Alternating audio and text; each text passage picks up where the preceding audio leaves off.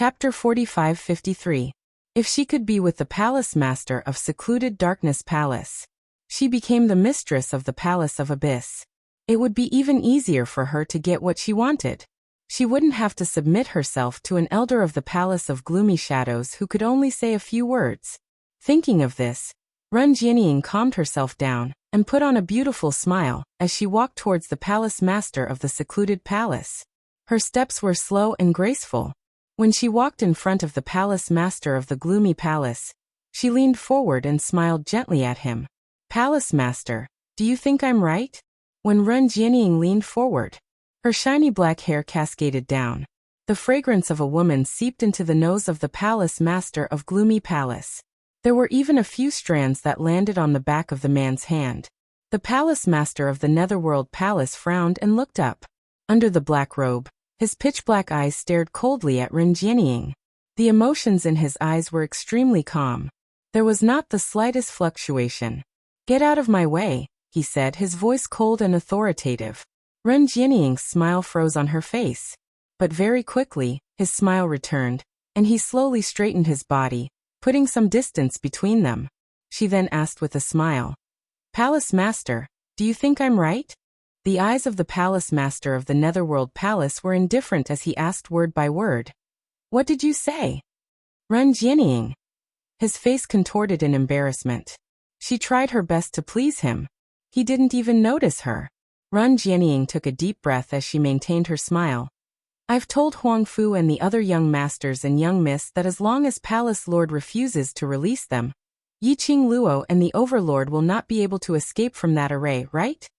She paused and then continued, "Palace master, your formation is the best in the world. Even venerable sovereigns are no match for you." The eyes of the palace master of the Netherworld Palace dimmed. He hung his head again. He shifted his gaze away from Ren Jianying and stared unblinkingly at the bronze mirror on the ground. His aura became much colder. Ren Jianying was very sensitive to other people's emotions. Naturally, he felt the flames on the body of the palace head getting colder and colder. She hurriedly changed the topic. "Palace Lord will definitely be able to achieve your wish, but those two from Huangfu family are here, and they seem to have sensed that Yiqing Luo's disappearance is related to us. I wonder how Palace Lord is going to deal with those four people?" "My wish has been fulfilled." The voice of the palace master of Netherworld Palace was a little low. He gently placed his hand on the back of the bronze mirror. His tone was filled with disappointment. He was afraid that he would never be able to fulfill his wish in this lifetime. He suppressed the unnecessary emotions that he shouldn't have and followed Ren Jianying's words to look forward. On the other side, Yan Shaoyi and the other three had already landed on the mountain that they were on. Yan Shaoyi wielded the black scythe and charged over aggressively. It was as if they were going to fight. The pupils of the palace master of the Netherworld Palace constricted. How to deal with them? They were the people whom Yiqing Luo valued the most. If they were hurt, Yiqing Luo would be upset. Especially when the people who hurt them were his men. Those two young masters from the Huangfu family, Palace Lord had previously promised to hand them over to the Huangfu family to deal with. Those three are now waiting for Palace Lord's opinion. Ren Jianying sensed the hesitation in the palace master of the Netherworld Palace. She smiled and reminded gently, "Listen to Palace Lord's words." The palace master of the Netherworld Palace's eyes wavered even more. Chapter 45-54. After some time, his fingers suddenly clenched tightly. The bronze mirror on the ground was once again held in his palm. He spoke calmly, "Up to you." Ren Jianying's red lips rose as her voice turned coquettish. "Then I shall make this decision on behalf of Palace Lord." The Palace Lord's gaze fell back onto the bronze mirror as he didn't bother about Ren Jianying. Ren Jianying, who didn't get any response, flashed past her eyes with a sliver of embarrassment and humiliation. But she didn't reveal any of it on her face. Instead, she smiled and bowed towards him as she turned around and returned to the front of the three Huangfu siblings. "Patriarch Ren, what were you talking about with that palace lord earlier?" Huangfu Fengyan's gaze turned towards the man dressed in black robe. Anyone could tell what she was thinking in her eyes. Ren Jianying saw the emotions in Huangfu Fengyan's eyes as she snorted in disdain. but the smile on her lips was very shallow. Nothing much, just asking Palace Lord how he intends to deal with those 4 people. After all, they are Yi Qing Luo's good brothers. What did Palace Lord say? Huang Fufengyan's expression changed slightly when she heard that. She knew the Palace Lord's feelings towards Yi Qing Luo. If it was because of Yi Qing Luo's relationship with Palace Lord. But if he didn't let them do anything to Huang Fusheng and Huang Fujin, they really didn't dare to act rashly. Ren Jianying's eyelids drooped slightly as she seemed a little shy and sweet. Palace Lord said, "Everything is up to me." Huang Fufengyan's expression froze as her eyes were filled with disbelief. Ren Jianying's intention was extremely obvious. Coupled with her shy and timid expression, Chu Yunxing couldn't help but sigh. It was hard not to misunderstand. But, wasn't that Palace Lord of Seclusion Palace in love with Yi Qing Luo? Palace Lord really dotes on Patriarch Ren. Huang Fuqi Fei suddenly stood in front of Huang Fufengyan as he gave an elegant smile. I wonder how does Patriarch Ren wish to deal with those 4 people? Ren Jianying arrogantly raised her chin as her brows were filled with cold arrogance. Since I've promised you on behalf of Seclusion Palace that I will let you deal with those 2 Huangfu bastards, I will keep my promise. Huang Fufengyan felt that something was amiss. She frowned and said, Ren family head, are you sure Palace Mistress really? She had yet to finish her words. Huang Fuqifei pressed down hard on her arm. The strength of his 5 fingers seemed to have pierced into her flesh. Huang Fufengyan's face turned pale from the pain, and she couldn't say a single word. Huang Fuqifei smiled warmly, and continued Huang Fufengyan's words. Many thanks, Patriarch Ren. Then leave the 4 of them to our Huangfu clan. Ren Jianying's ice-cold gaze swept past Huang Fuqifei, and landed on Huang Fufengyan. She sneered and curled her lips. Her red nail lightly pressed against her lips.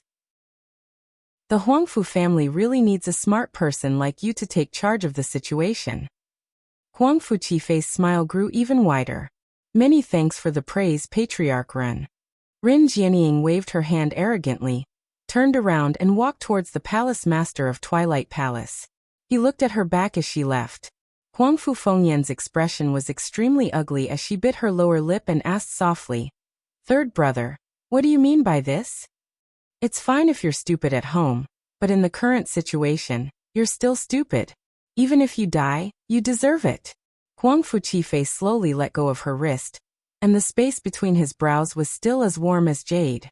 But the words that came out of his mouth were bone-chilling. Chapter 45-55. Huang Fufengyan took a deep breath. Third brother, I know that we need to borrow her strength, but she is only one of the 4 great Tian families, and our status is not lower than hers. Shut up. Huang Fuqifei snorted coldly. What you said was in the past. But now there are no 4 great families, there is only a Ren family. Huang Fufengyan stared at Huang Fuqifei in a daze. After a long time, she finally spoke with a hoarse voice. Third brother, do you want to fight big brother, for the position of patriarch of the Huangfu clan? Rob. Huang Fuqifei smiled warmly, and there was faint warmth between his brows. Didn't big brother seize his current position from Huang Fujin as well? Huang Fufengyan widened her eyes in shock. Huang Fuqifei moved closer to her. Lifting his hand, he placed it on her shoulder and patted her gently. Since this position doesn't belong to Huang Fujin, it can belong to big brother. Why can't it belong to me? In terms of strength and strategy, I am above big brother, am I not? Fourth sister, think carefully about how you want to choose your future path. Third brother really appreciates you. As he finished speaking, Huang Fuqifei wore a warm smile and walked in the direction of the 4 people who had come to greet him. Huang Fufengyan was stunned on the spot. His heart was thumping nonstop. What did third brother mean by that? Was he forcing her to make a choice? From a long time ago, she knew that this seemingly warm and gentle third brother wasn't as simple as he seemed on the surface. They also knew that third brother had always been smarter than them. But he had never thought that he would be interested in the position of patriarch of the Huangfu family. In a vast and empty space that stretched as far as the eye could see, Yi Qing Luo and Dmo Xian walked for a long time, but the surrounding situation didn't change at all. Yi Qing Luo didn't sense any other signs of life. She tugged at Dmo Xian's sleeve. Xian, isn't something amiss? No matter how we walk, we seem to be going in circles, not to mention meeting other people. Xian halted his footsteps and lowered his eyes to look at her. You've finally discovered it. Yiqing Luo. You mean you already knew? Xian nodded. That's right, from the moment we entered, we already realized it. Yiqing Luo. Then why didn't you say so earlier? I want to be alone with you for a while. Xian wrapped his arms around her slender waist and buried his head into her neck, inhaling the delicate fragrance from her body. Yiqing Luo's heart immediately softened. The expression on his face also softened. This man really knew how to soothe her temper. Yiqing Luo helplessly stared at him as she stretched out her hand and pinched his face. I think you are intentionally trying to see me embarrass myself. Xian's large palm clasped her little hand as he chuckled. I just want to look at you. Yiqing Luo. Flirt again. She put on a serious face and got down to business. If I'm not wrong, this array has separated us from Xiao Yi and the others. Unless we break this array, otherwise we won't be able to see Xiao Yi and the others. Xiao Yi and the others will be fine, right? Separate her from her brothers. Was their goal to target her, or Qiao Jin and Huang Fusheng? Those three Huangfu family siblings all had strong ambitions. Towards Qiao Jin's existence, they were fearful. Towards Huang Fusheng's existence, they were jealous and indignant. If they were given a chance, they would definitely not let Qiao Jin and Huang Fusheng off. End of this chapter. Chapter 45-56. That you can rest assured. Xian raised his hand and smoothed out Yiqing Luo's creased brows.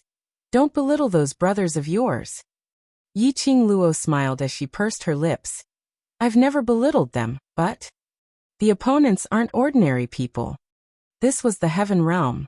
They were the Huangfu clan and the Gloomy Palace.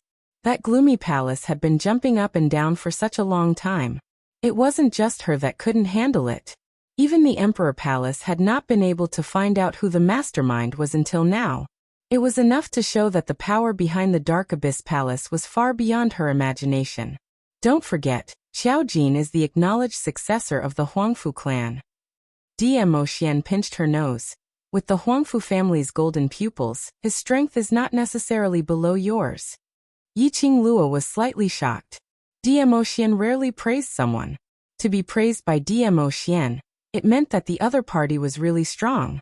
Who would have thought that Qiao Jin, as the successor of the Huangfu clan, would actually possess such formidable strength?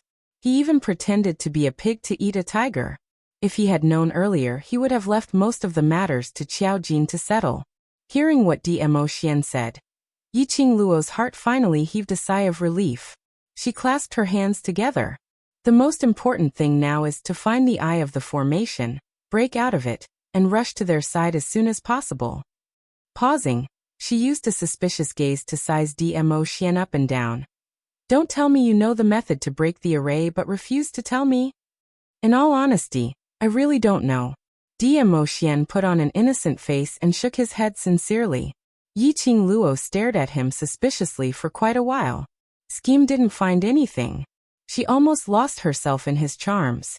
Yiqing Luo retracted her gaze and pressed her hand on his elegant face. I'll trust you one more time. Let's go look for the array eye. Xian laughed lowly. A warm breath sprayed onto her palm. They were like feathers, tickling her heart. Yiqing Luo moved her hand away and pressed her palm on his chest, rubbing it hard. She rubbed the itch in her palm onto his body. She glared at the man, warning him not to tease her again. Then he turned his gaze to the surroundings. The Palace of Gloomy Shadows had specially separated her from Yan Xiao Yi and the rest. There must be a reason. He wanted to trap her in the formation. Or was he trying to achieve something through this formation? Upon closer inspection, in this empty space, the surroundings seemed illusory but vaguely, there were strands of black aura lingering around. But the black gas, as it approached the two of them. However, he avoided the two of them and brushed past them. Originally, Yiqing Luo didn't pay much attention to those black chi fluctuations. However, she suddenly thought of something. He stared unblinkingly at the black aura floating in the air. As expected, He found that the black gas was floating in the same direction. Found it. Yiqing Luo held onto Dmo Xian's hand as they headed towards the direction where the black qi was floating. After a while, the scene in front of them was no longer empty. Instead, it was a bloody catastrophe. The sky was dyed red with blood. The field was littered with corpses. The war drums continued to beat. The two of them stood in the middle of the battle. The sudden scene caused Yiqing Luo to be in a daze. Chapter 45-57. But their position wasn't very good. There were people in all directions. Blood splattered. The corpses fell. Only by flying up into the sky could they avoid being accidentally injured by the soldiers. But what made Yiqing Luo astonished was they didn't evade, whereas the weapons in the soldiers' hands directly pierced through their bodies, slashing towards the soldiers at the side. Yiqing Luo's evading action stopped just like that. She tried to stretch out her hand towards those soldiers. After waving it for a while, indeed, it didn't affect the soldiers at all. The battle was still ongoing. The both of them seemed like a transparent existence. No one could see them. This should be a mirage. Dmo Xian held her little hand tightly. Follow me closely, be careful. Yiqing Luo nodded. A sudden scene of the battlefield. Who knew what tricks were they playing? But don't you feel that this battle looks like a battle between cultivators? Yiqing Luo felt a little strange. The sky above the battlefield rippled with layers of profound waves. The soldiers were using their profound energy, attacking each other. The corpses were in an extremely horrifying state. Dmo Xian looked at the huge battlefield in front of him, as he nodded slightly. This should be a battle between cultivators and I don't know if it's an illusion, but I feel that this scene is exceptionally familiar. Familiar? Yiqing Luo's brows creased slightly, as her gaze swiftly swept across the surroundings. This battle actually made Xian feel familiar? Could it be that he had participated in this battle before? This way, let's go. Dmo Xian pulled her as he headed towards the battlefield. His footsteps were a little messy. The hand which held Yiqing Luo's hand slightly increased the strength. Yiqing Luo pursed her pink lips as she looked at the man's back view. Her fingers also tightened as she held his hand, as she quietly followed behind him. Just at this moment, suddenly on the battlefield, a violent gale arose, lightning flashed and thunder roared. The darkness corroded, as though it was going to swallow the entire battlefield. While the soldiers were panicking, another burst of fiery profound wave, as it spread in all directions. That dazzling red glow, like a blazing inferno. In an instant, it intertwined with that darkness. Immediately following that, Yiqing Luo saw an extremely familiar figure appearing on the horizon. That person was dressed in a blazing red robe, and his aura was disdainful. A red veil covered half of her face. The only thing that was revealed was a pair of beautiful eyes that shone with a captivating light. Yiqing Luo's pupils constricted abruptly. God, Emperor's Emperor. Yes. The woman in red was Feng. She would never remember wrongly. Why did she see Feng in the illusion of this battlefield? Hadn't she already left the barbaric Bloodbone King's memory space? Feng continued to release dazzling profound light. It suppressed the wave after wave of darkness. The battle was quite exciting. Yiqing Luo was puzzled. He kept staring at Feng, sizing her up. She wanted to ask Dmo Xian, but she discovered that Dmo Xian's eyes were staring at Feng without blinking. His eyes were deep and dark, unable to see through his emotions. But Yiqing Luo could feel it. Dmo Xian's current mood was obviously not the same as usual. She thought about it. She still did not open her mouth to disturb Dmo Xian. The killing on the battlefield continued. Both sides fought for an unknown period of time. The scene in front of their eyes suddenly changed. That valiant-looking Feng who was still on the battlefield earlier was now lying weakly on the bed. That face, which was extremely similar to Yiqing Luo, was deathly pale. There wasn't any spirit in his eyes. Chapter 45-58. Yiqing Luo's heart felt as though it was pricked by a needle, with some faint stabbing pain. Her breathing quickened as she stared unblinkingly at the deathly pale face. Her throat felt as though it was being choked by something. That little hand which was grabbing onto Immersing unknowingly increased its strength. The sovereign of the Divine Emperor. How could he become so weak? I've roughly guessed the reason why the Nether Palace used this array to trap you. Immersing stretched out his long arm and pulled the young lady into his embrace. The palace master of the secluded Darkness Palace didn't get any information he wanted when he entered the barbaric Bloodbone King's memories. But you in that memory can see memories that they can't see. So they want to use this memory to dig out what you know about that period of time in the past and get the clues they want. Yiqing Luo's eyelashes fluttered. But I didn't see any of these in the Bloodbone Barbaric King. This should be the part of the memory that the Palace of Gloomy Darkness knows. Immersing's vision looked towards the young lady who was lying on the bed not too far away, who looked extremely similar to Yiqing Luo. He sighed softly. The Palace of Darkness wants you to know about this part of your memories. The Tenebrous Palace also had the memories of the Divine Emperor? Could it be? The person behind the scenes of the Palace of Gloomy Darkness was also someone from that time? That person. Why did he let her see this memory of the Divine Emperor? Stay awake, don't be affected by everything here. Immersing's gentle voice was close to her ear. His warmth enveloped the girl. I don't know what method Tenyu Palace is using to search your memories, but as long as your will is strong, Tenyu Palace won't have the chance. Yiqing Luo took a deep breath and clenched her fist. All right. As the two of them spoke, Fengge suddenly spat out a mouthful of blood. The blood was obviously jet black. She was poisoned. Yiqing Luo's pupils contracted slightly. The sovereign of the Divine Emperor was poisoned. How did she get poisoned? Yiqing Luo's heart was in a mess, and she was just about to step forward to check out what poison it was. He had yet to move. He saw an old woman in her 50s, holding a baby in her arms, walking over quickly. When he saw the old woman, Fengge, who was lying on the bed, immediately propped herself up and looked at the baby with infatuated eyes. Quick, bring Luo over. Her face was filled with reluctance and attachment to the little baby. Master. The old woman carried the baby to Fengge's bedside and handed him over.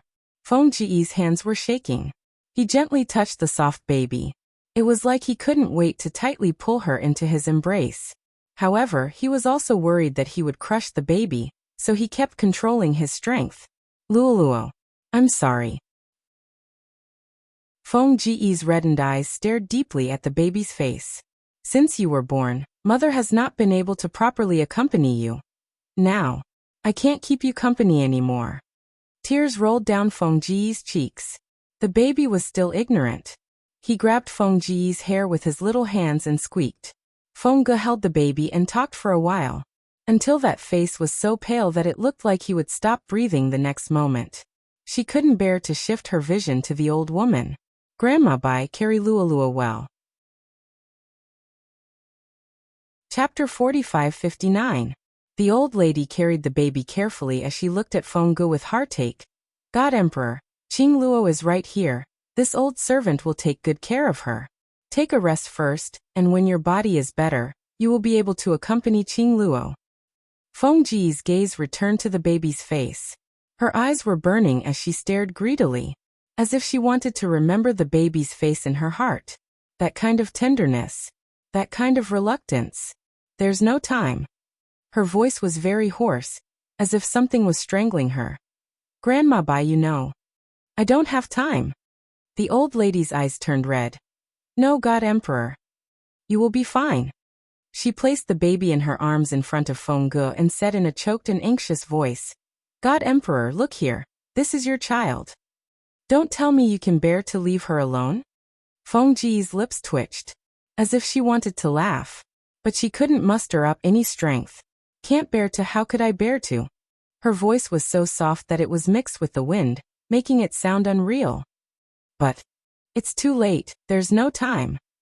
Fengge closed her eyes in pain. The tears overflowed from the corners of her eyes and slid down her cheeks. The old lady was almost choking with sobs.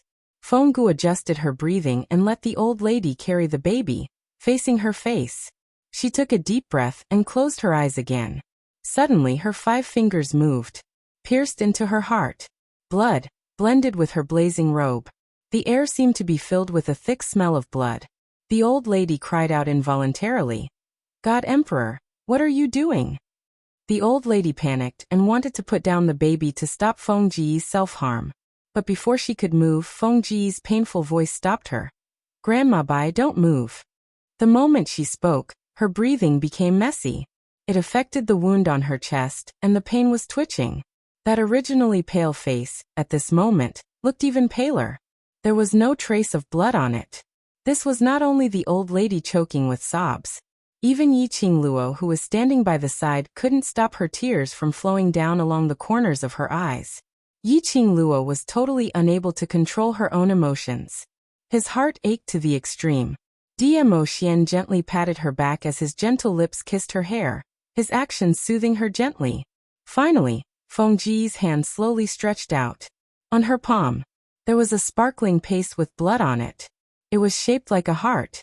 It shone with the flowing light of profound waves. When the old woman saw the thing in Feng Ji's palm, her face immediately turned pale. "Divine Emperor, what are you doing? This is your profound heart jade." In this world, there are only 2 divine phoenix profound heart jades.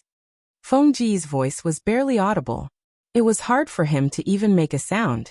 One is in Qingluo's body and the other is mine. By Mama, I'm very clear about my own situation. I can't continue to accompany her. This is the only thing I can do, and also something I must do. Feng Ji's voice was getting weaker and weaker. Even the sound of his breath was a little erratic. She flipped her palm. That bloodstained profound jade heart was surrounded by a profound wave. Endless profound waves, lingering around. Tightly, quickly, and orderly, they rushed into the baby's body. The dazzling profound light filled the entire room. Chapter 45-60. If they continued to endure, the other party might just stand on their heads and pee. Mu Qiulan gripped her sleeves tightly. Her face under the veil was also restraining itself from twisting. She raised her head and looked at the young girl standing on the second floor. Looking from this angle, the light of the luminous pearls was ravaging the surroundings. It was as if it had coated the young girl with a layer of velvet light. The young girl who had already taken off her veil and was facing the heavens without any makeup. Under this light, her skin was sparkling and translucent, and her devastatingly beautiful face came into view clearly. Just a single glance. Even though she was a woman and was jealous of her, she still couldn't stop her heart from skipping a beat. Mu Qiulan's 5 fingers suddenly tightened. The face under the veil suddenly turned deathly pale. "Imperial Madam, since the Overlord has personally acknowledged you, you shouldn't rely on the Overlord's trust in you to be so unscrupulous." Mu Qiulan criticized her word by word. "Since I've come to the auction, I'm a guest of the auction. Yet because of my relationship with the Overlord, you let this senior from the Underworld Palace chase me out of the auction. How can you act like a mistress of a house like this?" Her words paused slightly, and her gaze suddenly shifted to Pei Sheng, who was standing beside the auctioneer. Or is this how the Treasures Exchange House treats its guests? Basically, everyone who came to the auction knew how important the Treasures Exchange House was to Pei Sheng. In order to complete the Treasures Exchange House's wish of this auction, Pei Sheng had specially delayed the day of going to the Heaven Realm with Old Master Huangfu. It was sufficient to show exactly how important this auction was to him. Mu Qiulan's words. Not only 7. 3. Little at #net. Chapter 45-61. Under Su Qingbing's worry and anxiety, she brought along the Blood Mercenaries group's elite mercenaries. The moment she struck, those killers could only wait to be captured. Yi Qingluo and Su Qingbing walked to the backyard. Bo Songyi was supporting Gu Zixi as they walked over. "Group leader, Zixi is injured." Gu Zixi smiled at Su Qingbing. "Group leader, I'm fine, it's just a small injury." Su Qingbing looked at Gu Zixi's pale face and frowned slightly. "What's going on? Why are there killers here?" She raised her eyes and glanced at Bo Songyi. "Have you checked clearly? Who are these killers here to kill?" Mentioning this, Bo Songyi's expression sunk. He glanced at Pei Sheng's direction from the corner of his eyes and gave a cold harumph. The trouble that lad created has caused Zishi to suffer. I'm really fine, it has nothing to do with Sheng. Gu Zishi heard Bo Songyi's tone and immediately opened her mouth to explain. Bo Songyi couldn't help but sneer. He can't even protect you, what kind of man is he? Gu Zishi bit her lower lip as a sliver of anger surfaced on her face. Bo Songyi! You! Before she could finish her words, she was interrupted by Su Qingbing. Sheng? Not calling me brother anymore? Su Qingbing opened her mouth. It indeed suppressed the accusation that Gu Zishi was about to say. Gu Zishi's face blushed slightly as she slowly lowered her eyelids, looking a little shy. Not brother anymore. Tisi. Su Qingbing's lips curled as her elegant face broke out into a smile. Then congratulations, the clouds have dispersed to see the moon. Gu Zishi's face turned even redder. The two of them spoke one after another. Bo Songyi was completely stunned by the amount of information that was revealed. He looked at Gu Zishi in astonishment as his voice trembled slightly. You and that lad. Amen. Gu Zishi smiled as she nodded. The radiance in Bo Songyi's eyes dimmed, but he pretended not to mind as he said, Congratulations. Coincidentally, Pei Sheng, with the help of the mercenaries, had restrained all the killers and was anxiously looking for Gu Zishi. When he saw Gu Zishi, he quickly walked over. He stretched out his long arm and pulled Gu Zishi away from Bo Songyi's side into his embrace. He placed his large palm on Gu Zishi's face and gently caressed it. Are you all right? He asked gently. Gu Zishi leaned against his chest, and her pretty face was slightly flushed. I'm fine. When their eyes met, Yi Shiwen's expression changed. It was as if there was no room for anyone else. Bo Songyi looked at his empty wrist, then raised his head and looked at Gu Zishi, who was obviously happy and sweet. His hand, which was suspended in mid-air, clenched into a fist. Su Qingbing walked over and gently patted his shoulder. Then he walked past Bo Songyi and walked into the courtyard. This melodramatic relationship drama made Yiqing Luo smacked her lips nonstop. However, she did not intend to intervene in this melodramatic scene. She glanced at the two of them, and after confirming that they only had some superficial injuries, she followed Su Qingbing into the courtyard. When he passed by Pei Sheng, she took out a medicine bottle and stuffed it into his hand. When he passed by Pei Sheng, she took out a medicine bottle and stuffed it into his hand. In the courtyard, the mercenaries stood by the side. The killers knelt on the ground, and one by one, their masks were torn off, revealing their faces. The killers had apparently been injected with profound qi, and were rooted to the ground, unable to even commit suicide. The mercenaries stood neatly by the side. The killers were pressed onto the ground in a sorry state. This stark contrast. TSK, to let Blood Red's elite mercenaries come over to wrap things up. This was really a waste of God's resources. Chapter 4562.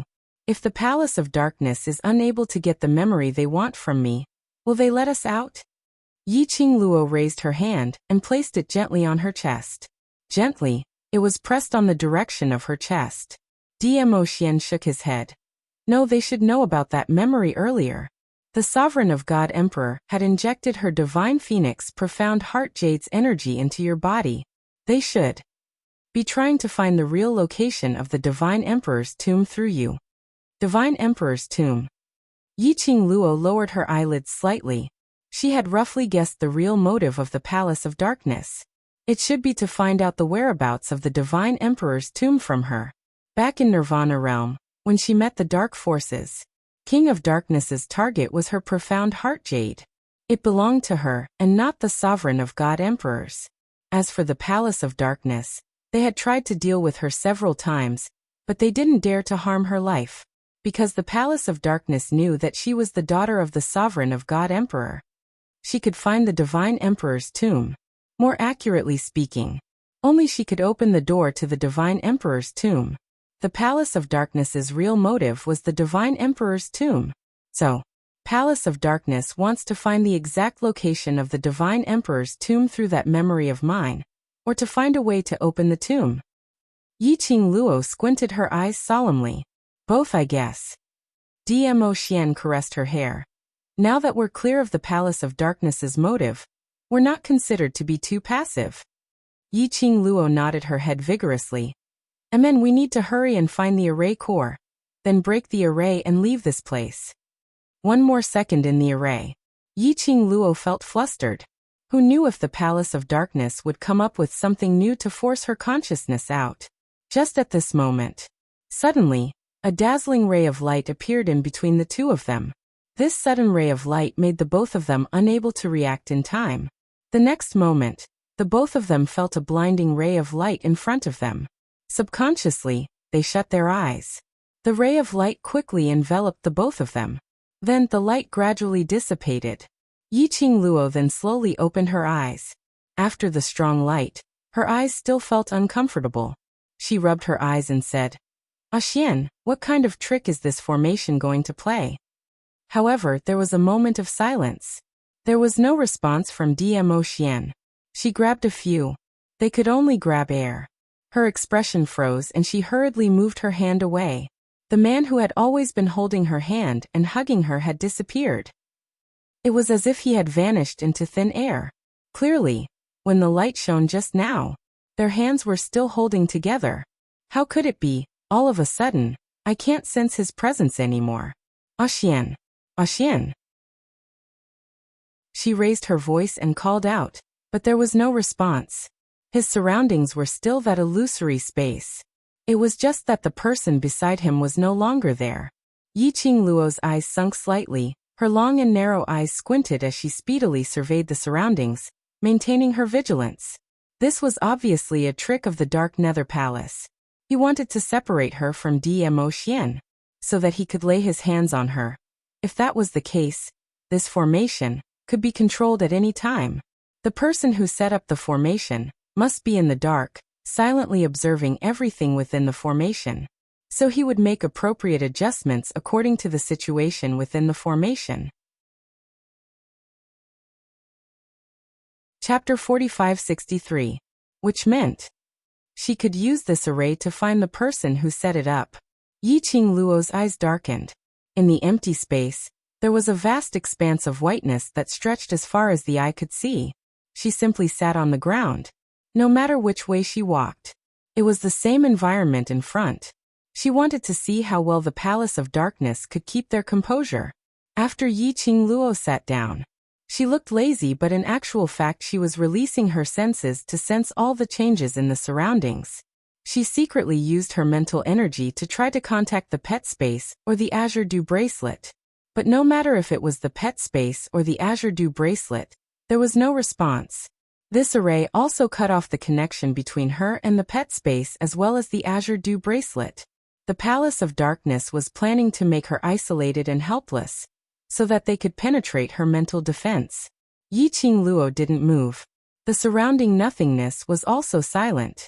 The entire space seemed to be completely silent. Not a single sound could be heard.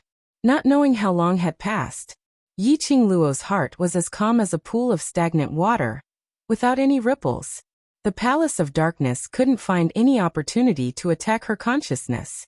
Suddenly, she felt a burning pain in her chest, as if a ball of fire was burning in her chest. Yiqing Luo's breath stopped as her fingers pressed against her chest. That was the profound jade heart. It was agitated. Yiqing Luo concentrated slightly as she tried to calm her emotions. The Palace of Darkness couldn't hold it in any longer. As long as the Palace of Darkness was anxious, she would be able to find the key to break this array. The burning and scorching heat in her chest was like a ball of fire, trying to break out from her body. This agitated feeling, it belonged to the Emperor of God's profound jade heart. As if it was about to leave her body. Your profound jade heart is the key to open the Emperor of God's tomb. In a trance, there seemed to be someone talking to her. The voice was very soft and the surroundings were very noisy. She couldn't hear it clearly. You are the key. Quick, use your key to open that door. As long as you open that door, you will obtain the supreme glory. The illusory voice was still ringing in his ears. When Yiqing Luo heard that, she only felt the scorching feeling in her chest, as it started to surge. It was as if something was being torn apart. The ethereal and noisy voices in her ears kept vibrating in her brain. Yiqing Luo only felt that there was something throbbing in her forehead. Her breathing quickened. He pressed hard on his chest. The secluded darkness palace was too sinister. He knew he could not shake her heart. To actually use hypnosis, to bewitch her. Yiqing Luo shut her eyes tightly. He calmed himself down and calmed himself down. He tried hard to ignore the explosion in his head. However, the burning sensation in his chest was like a ball of raging fire. Tell me the location of the Divine Emperor's tomb, and I'll take you with me to ascend the throne, the pinnacle of humans. The noise was still ringing in his ears. Vaguely, she seemed to feel a large palm slowly reaching towards her. That was a hand that was totally different from Dmo Xian's. It gave her a warm feeling, filled with hope. She didn't know why, but from this hand, she could see warmth and hope. But in her mind, there was a voice that kept repeating this. The young lady's eyes gradually became misty. Towards that hand slowly. She stretched out her hand. Chapter 45-64. The young lady's fair fingers, under the vast whiteness, seemed to be plated with a layer of faint fluorescence. Slowly, it was placed into that invisible large palm. The fog spread, curling upwards like smoke.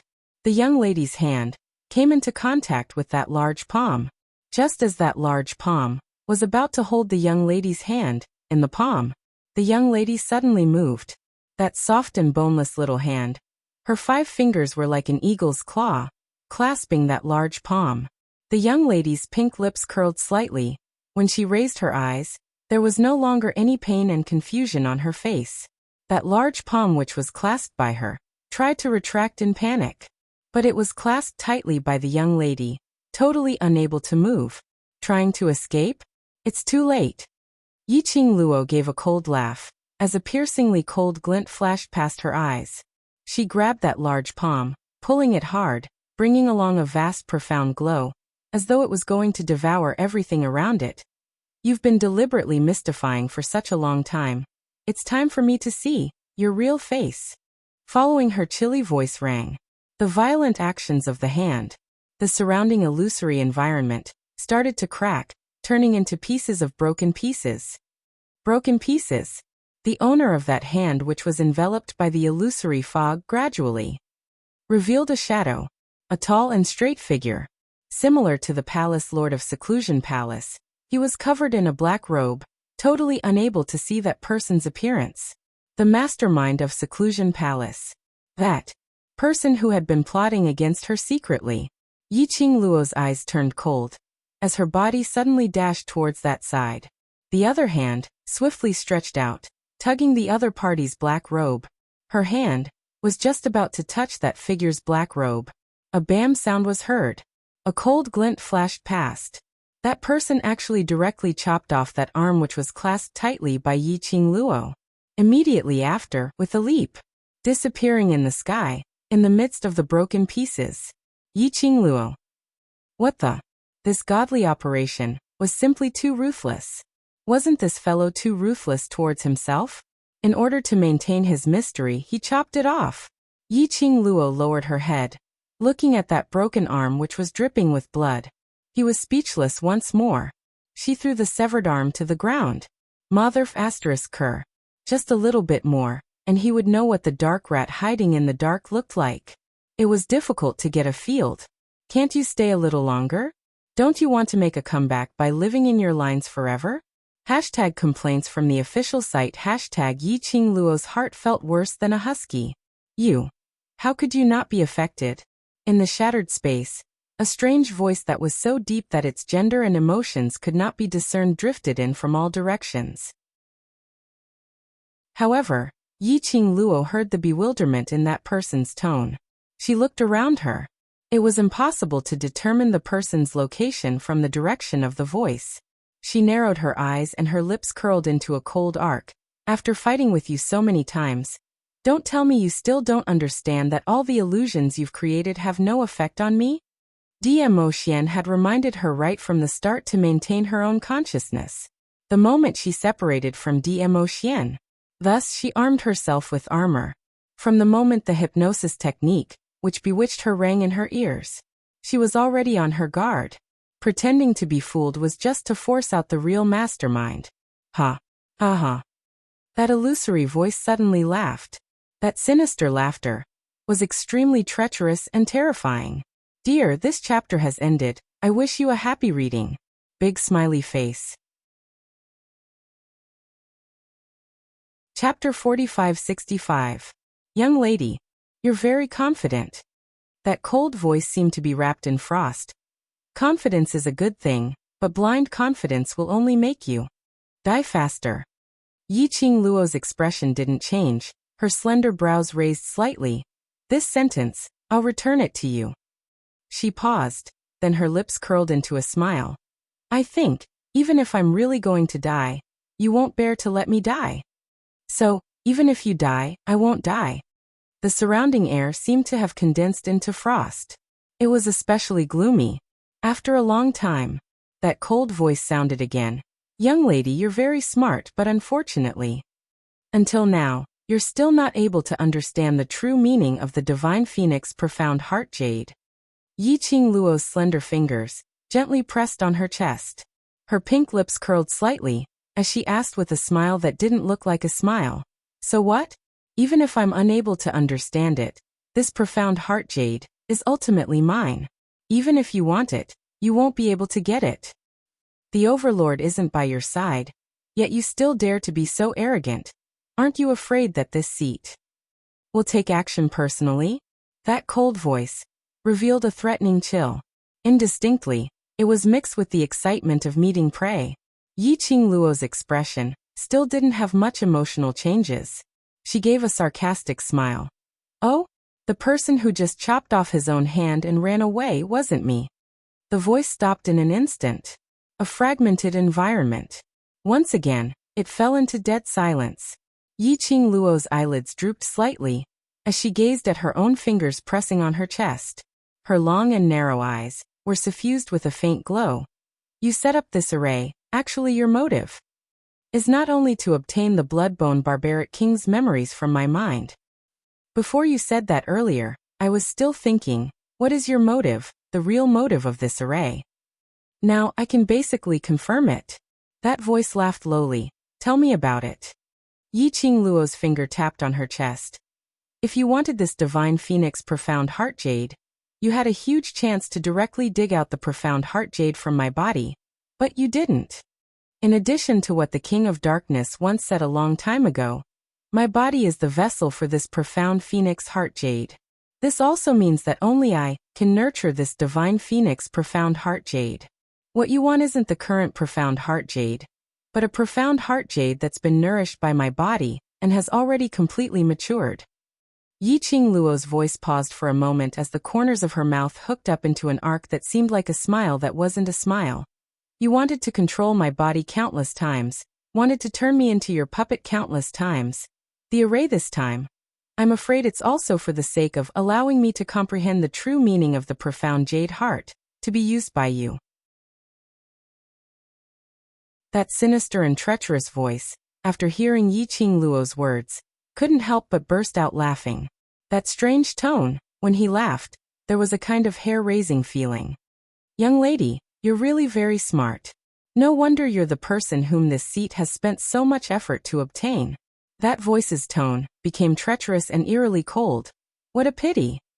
After entering this array, before the seat achieves my motive, you absolutely will not be able to leave this place. That voice sneered. I wonder if those brothers of yours outside will be able to support you. Out of this array. Yi Qing Luo's brows sunk slightly. Her gaze turned chilly, and the temperature also turned chilly. I've said before, that sentence of yours, I'll return it to you word for word. Don't be too confident. Dear, this chapter has ended. I wish you a happy reading. Big smiley face. Chapter 4566. That voice was indifferent. Young lady, you can't even find where I am and you're still trying to leave the array? That person's words had just ended. Suddenly, the voice stopped abruptly. A piercingly cold murderous intent filled the sky and earth. A loud bam sound was heard.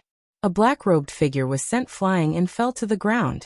That black-robed man suddenly flipped over and leapt up from the ground.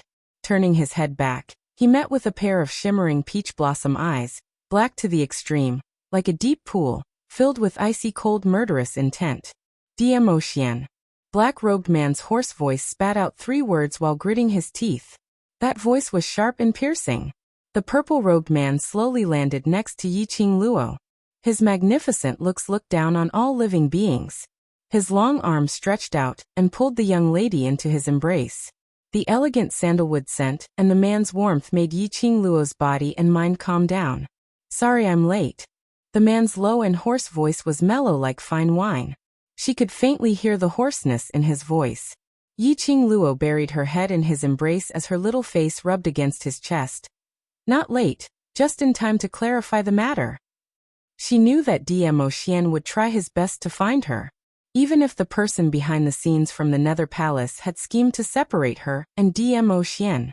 But between the profound Phoenix Ring and the profound Dragon Ring, there was an obvious connection. This meant that she and Diemotien were still in the same space, and they weren't too far away. Based on Diemotien's ability, seeing through the illusion and finding her was just a matter of time. Diemotien's brows sunk slightly as his chilly gaze shot towards the black-robed man not too far away. The person behind the scenes from the Nether Palace? Yiqing Luo popped out her little head and looked at the black-robed man. It shouldn't be his original body. This was an array set up by the Nether Palace. It belonged to an illusion space. Appearing here, other than the 2 of them who entered the array were real people. The rest should be an illusion that was created. And this black-robed man in front of them, he should belong to the person behind the scenes from the Nether Palace. A strand of soul. That was why the mastermind of the Palace of Gloomy Darkness had cut off his arm without hesitation. At most, it would only affect the minds of the people behind the scenes of the Dark Palace a little. Smart. The person behind the scenes of the Gloomy Palace sneered. The person who was shrouded in a black mist of evil energy could not be seen at all. Yiqing Luo moved her finger. A feather fan slid out. She gently swayed, and the corners of her mouth rose into a cold arc. I also know that this wisp of divine sense of yours is the key to breaking the formation. The laughter of the person behind the Palace of Darkness froze. Immediately after, the body shrouded by the sinister aura suddenly leaped into the crack in the space. Yiqing Luo and Diemotien exchanged glances. The corners of his lips curled up. Immediately after, they leaped up and followed closely behind the figure covered in black fog. She was just saying it casually. The reaction of the person behind the Palace of Darkness gave her an accurate answer. Diemotien had already blocked in front of that black-robed man. The black-robed man wanted to retreat, but his path of retreat was blocked by Yiqing Luo. But moments later, they were already in a mess. In this array, the person behind the scenes of the Palace of Darkness was merely a strand of divine sense. Before he could withdraw, he was restrained by Diemotien. How could he be Diemotien's opponent? But after a few rounds, the person behind the scenes of the Palace of Darkness was already stepped on by Diemotien. The black robe which was shrouded around him fell onto the ground. However, the evil yin qi that lingered around that person's body was wrapped up tightly, making it impossible to see the person's face. End of this chapter. Chapter 4567. Yiqing Luo walked up as she squinted her eyes, trying to wave away the sinister qi, but Diemotien grabbed her hand. "Don't touch." Yiqing Luo stared at that person. "I'm curious, does this sinister rat look like a protruding mouth and monkey cheeks?" "Young lady, this is just the beginning. You'd better pray that you will never understand the true meaning of the profound jade heart." The person behind the scenes of the Nether Palace said coldly. Under the thick black fog, she could vaguely feel a sharp gaze falling on her body. Apparently, the person behind the scenes was warning her. The moment she understood the true meaning of the profound jade heart, that was when he appeared. Yiqing Luo smiled. "Don't worry, when I understand the true meaning of the profound jade heart, you will not have the chance to get close to me." The person behind the scenes of the Nether Palace sneered. That foot which was stepping on her chest increased its strength as a warning to Yi Qing Luo. The person behind the scenes laughed as he started coughing violently. Hope you can continue to maintain this confidence. We shall see. As the cold voice of the person behind the scenes from the Palace of Darkness fell, the thick black yin qi around him abruptly bared its fangs and brandished its claws towards Dmo Xian's legs to twine around. Dmo Xian's eyes sunk as he quickly retracted his leg. Grabbing the young lady's slender waist, he leapt up. The sinister qi spread out in this shattered space. The dense black qi brought along a treacherous eeriness. It was this gap. The person behind the scenes of the Nether Palace suddenly plunged towards the shattered pieces not too far away. Yi Qing Luo's pink lips curled as a glint flashed past her eyes. Her fingertips flicked. The alluring red glow turned into a flowing light as it chased after the figure which had disappeared. Ah! A miserable shriek rang. The surrounding shattered space suddenly shook. The shattered pieces started to disintegrate. Sinister rat is just a sinister rat, trying to escape with your tail between your legs? The young lady's voice was arrogant and disdainful as she slowly kept her glower flame fan. Earlier, when that person made use of the sinister qi to create trouble, she made use of the glower flame fan's energy to lock onto that person. If that person wanted to escape, the glower flame fan's energy would also chase after him. As the space fragment disintegrated, a ray of sunlight gradually appeared. It also revealed the surrounding desolate ruins. The formation was broken. Yi Qing Luo raised her eyes and gazed not too far away, towards the direction where the profound rays were spreading. They should be over there. Dmo Xian held her in his arms and flew towards that direction. A great battle ensued. Yan Xiaoyi and the rest were all wounded. The Huangfu clan's troops obeyed Huangfu Dongyu's orders and continued to attack. The four of them fought side by side. A bunch of useless trash. Rin Jianying raised her head arrogantly and looked coldly at the four people who were covered in blood. It was hard to tell if they were themselves or someone else. Then he leaped up and slashed at the four of them with his sword. The majestic profound light was accompanied by a sharp chill. Her target was Qiao Jin. Amidst the sharp profound light, there was also a dark aura that made one's hair stand on end. In the instant that he attacked Qiao Jin, the dark aura bared its fangs and brandished its claws, clawing at Qiao Jin's face. Be careful. Yan Xiaoyi raised the blade of the black scythe and slashed out two black profound rays. Her body speedily dashed towards Qiao Jin. Her petite body blocked in front of Qiao Jin. Bam! The two profound rays were totally unable to stop Rin Jianying's attack. The profound rays landed. It fell straight onto Yan Xiaoyi's chest. A gush of blood instantly spurted out. The young lady's soft body crashed into Qiao Jin's arms. Chapter 4568. Xiaoyi. Qiao Jin hugged the girl's slender body and roared out her name. Bright red blood dyed their robes red. The girl's pale lips were also stained with blood. A dark light flashed past Qiao Jin's eyes as he glared at Rin Jianying. Rin Jianying smirked, her face filled with viciousness and arrogance. I wanted to leave it to them, but the Huangfu family is all trash. I don't have so much time to waste here. She waved the sword in her hand. The dark light merged with the dark evil energy, like a poisonous snake sticking out its scarlet tongue, making one shudder. On the other side, Huangfu Dongyu and Huangfu Fengyan, who were called trash by Rin Jianying, stared at Rin Jianying with ugly expressions. They felt indignant, but they didn't dare to retort. Rin Jianying glanced at Yan Xiaoyi in disdain and smirked. Do you want to die together for love? I can grant you your wish. She leaped, the sword in her hand stirring up waves of wind. Boundless dark energy pressed forward like a hot knife through butter. Qiao Jin hugged Yan Xiaoyi and stood there motionlessly. His head was lowered and his expression couldn't be seen clearly. They could only feel the anger emanating from his body. Ren Jianying sneered and didn't think much of it. The sword fell and the sword waves surged. The dark waves turned into turbulent waves and crashed down. Qiao Jin, Huang Fusheng wanted to rush forward and block this move for them. However, the Huangfu family's men had him and Gu Zishi locked down. The moment they moved, they were blocked by countless men. Bang! Ren Jianying's sword wave fell. The earth shook. Crushed stones flew and endless dark light seemed to be able to devour everything around it. The surging sword wave was like a tide. The violent attack engulfed everything in its surroundings. Xiao Jin's figure carrying Yan Xiao was instantly hidden between the sword wave and the dark light. How weak! Ren Jianying snorted in disdain. Xiao Jin. Jin. Not far away, Long Yunjian and the rest who rushed over saw this scene. Their eyes were bloodshot as they stared in disbelief at the scene before them being devoured by the dark aura and dark aura. When they sensed this scene, they were stunned. He rushed over as fast as he could, but he still didn't make it in time. Each and every one of them stood rooted to the ground, staring blankly at the scene before them. The tyrannical profound radiance and evil chi formed a black vortex in midair.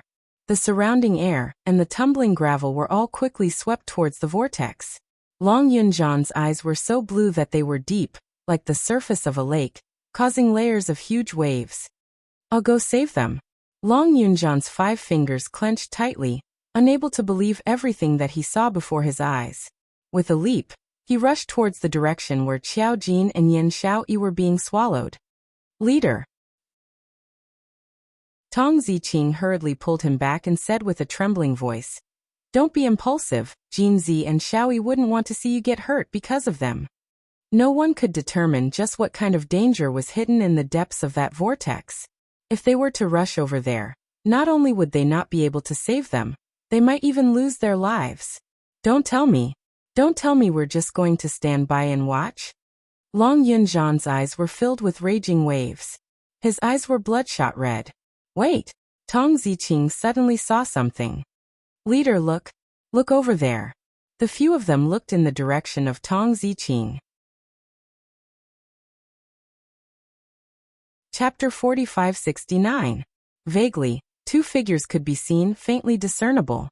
Immediately after, the dazzling golden light was like a sharp blade that quickly sliced apart the vortex. Evil energy surged, but as the golden light spread, everywhere it went, it was covered by the golden light. As the golden light became brighter, those 2 figures became more and more obvious. It's Xiao Jin. Huang Fusheng's eyes widened, exclaiming in joy. Under that majestic dark light, the faintly discernible figure, wasn't it Xiao Jin, and Yan Xiao in his arms? The 2 of them were fine. A dazzling golden light. It enveloped the 2 of them. They were completely protected within it. No matter how the sword waves surged, no matter how the vortex tsunami, no matter how close they were to the 2 of them, this scene caused Ren Jianying's expression to darken. Her eyes were sinister as she glanced at the 2 of them, who were unharmed. The long sword waved rapidly. Once again, she launched a brutal attack. The long sword fell. The shocking dark wave rolled like a tide. Like a bolt of lightning, unstoppable. Bang! Vaguely, Xiao Jin, who was under the golden light, slowly raised a hand. When the dark light collided, the entire space shook. But the person under the golden light did not move at all. The vortex, under the pressure of the golden light, gradually dissipated. The man, who was hugging the woman in his arms, slowly raised his head. That pair of golden eyes, which were so golden that they were without any impurities, was ice cold. Golden eyes, the power of the Huangfu family. Ren Jianying's heart moved, her face revealing a rare panic. The Huangfu family, the purest golden eyes. They were simply the nightmare of the entire heavenly realm. People who possessed golden eyes, their strength could be called Tai. This Xiao Jin. He was actually from the Huangfu family, a person with such pure golden eyes. Can't be left alive. This person definitely can't be left alive. Ren Jianying suppressed the anger and restlessness in her heart. The sword light flipped, once again launching an even more fierce attack. When she attacked, her killing intent was awe-inspiring. Go! Long Yunjian recovered from his surprise, seeing Ren Jianying's successive attacks becoming increasingly fierce. He immediately leaped up, charging towards Ren Jianying. Xiao Jin hugged the person in his arms tightly. He protected her tightly. He wouldn't let her get hurt in the slightest. His golden eyes reflected the girl's beautiful face. It was as if he was relying on his body's instincts to counterattack and attack. The only thought in his mind was to protect the person in his arms, protect her. I can't let her get hurt again. Ren Jianying's eyes darkened, and she looked at Long Yunjian, who was not far away. She stepped back. He fiercely pulled Huangfu Fengyan over and threw her in Xiaojin's direction. You guys actually didn't tell me that he is the true successor of the Huangfu clan. This is your Huangfu family's matter. You can settle it yourselves. Ah, Huangfu Fengyan had yet to react. He had already been thrown in front of Xiaojin. When she met Xiaojin's emotionless and pure golden eyes, her body went limp, and she screamed. He turned around, intending to flee. Xiaojin stretched out his arm and grabbed onto Huangfu Fengyan's shoulder. His 5 fingers turned into eagle claws and directly pierced into Huangfu Fengyan's body. Fresh blood instantly dyed his hand red. Viscous blood dripped down. Xiaojin seemed as if he didn't realize just how crazy his actions were. Just as he was about to directly pierce through her heart, the person in his arms, her fair little hands weakly grabbed onto Xiaojin's wrist. It was just a light touch. Chapter 4570. Xiaoyi. Xiaojin's eyes were filled with joy and worry as he lowered his head to look at the person in his arms. How are you? Where do you feel uncomfortable? Yan Xiaoyi took a deep breath and smiled at him with difficulty. Don't let the dirty blood stain you. Xiaojin's eyes widened. The person in his arms was smiling with great difficulty, but she still managed to maintain the smile on her face. Yan Xiaoyi's breathing paused as she shut her eyes tiredly. Jin, I'm a little tired and want to rest for a while. Group leader and the rest are here and Qing Luo is also trying her best to find us. Be well. Don't be stained by those dirty blood. Towards the end, Yan Xiaoyi's voice was almost unable to speak. Only the sound of air was left. She could feel that Xiaojin had been controlled and dominated by those golden eyes. Xiaojin. Almost subconsciously, he started a massacre. Especially when Huangfu Fengyan's blood spurted out. Xiaojin's consciousness became increasingly chaotic. It was as if he was on the verge of exploding. This feeling made Yan Xiaoyi extremely uneasy. Even though she was in Xiaojin's embrace, even though her face was reflected in his eyes, but she felt that the distance between her and Xiaojin was getting further and further apart. This was not the first time she had seen Xiaojin's golden eyes, but it was the first time she had such a feeling. I can't let him touch blood again. He would be enchanted by the golden eyes and lose himself. Xiaojin hugged her gently as his pair of pure golden eyes were suffused with a faint golden glow. Don't sleep. Xiaoyi, don't sleep now. Wait for Qing Luo to come, then you can rest. He sounded a little panicked. The emptiness in his eyes had been replaced by anxiety. You're still flirting with each other. Huangfu Fengyan's eyes revealed an ominous glint that was filled with resentment. She covered the wound where blood was continuously seeping out, and turned her hand into a sharp claw that was covered in a profound glow. Then, she forcefully slashed towards Xiaojin. She hated Xiaojin. He hated this person with the purest golden eyes. But Xiaojin's attention was always on Yan Xiaoyi. Yan Xiaoyi could no longer hear his shouts.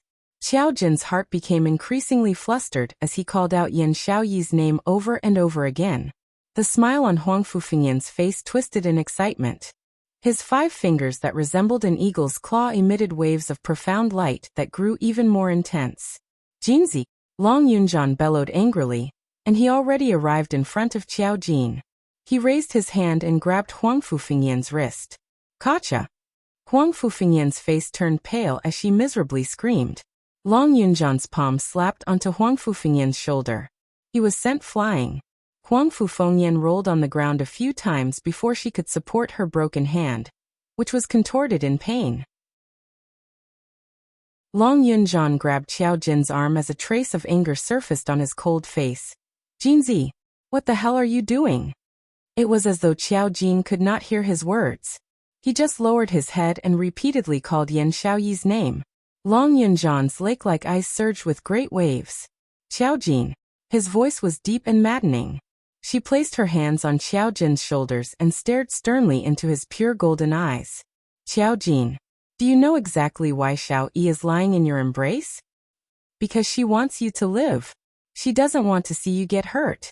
If you're killed, how are you going to protect her? Are you still worthy of her actions of sacrificing herself in order to protect you? Hurry up and read the latest updates. Chapter 45-71. Long Yunjian had always been solemn and cold. It was rare to see him in such an irritable mood. Xiao Jin's pupils constricted slightly. He slowly raised his head and looked at Long Yunjian as he called out in a hoarse voice, "Leader, it's fine as long as she wakes up. Don't disappoint Xiao Yi." Long Yunjian let go of his shoulder and looked down at the person in his arms. "Xiao Yi will only have time to heal after dealing with the matter in front of us." Xiao Jin replied in a hoarse voice as his golden eyes slowly looked around. The Huangfu family's troops all looked at Xiao Jin's golden eyes in shock. Their eyes were filled with uncontrollable reverence. As members of the Huangfu family, they naturally knew.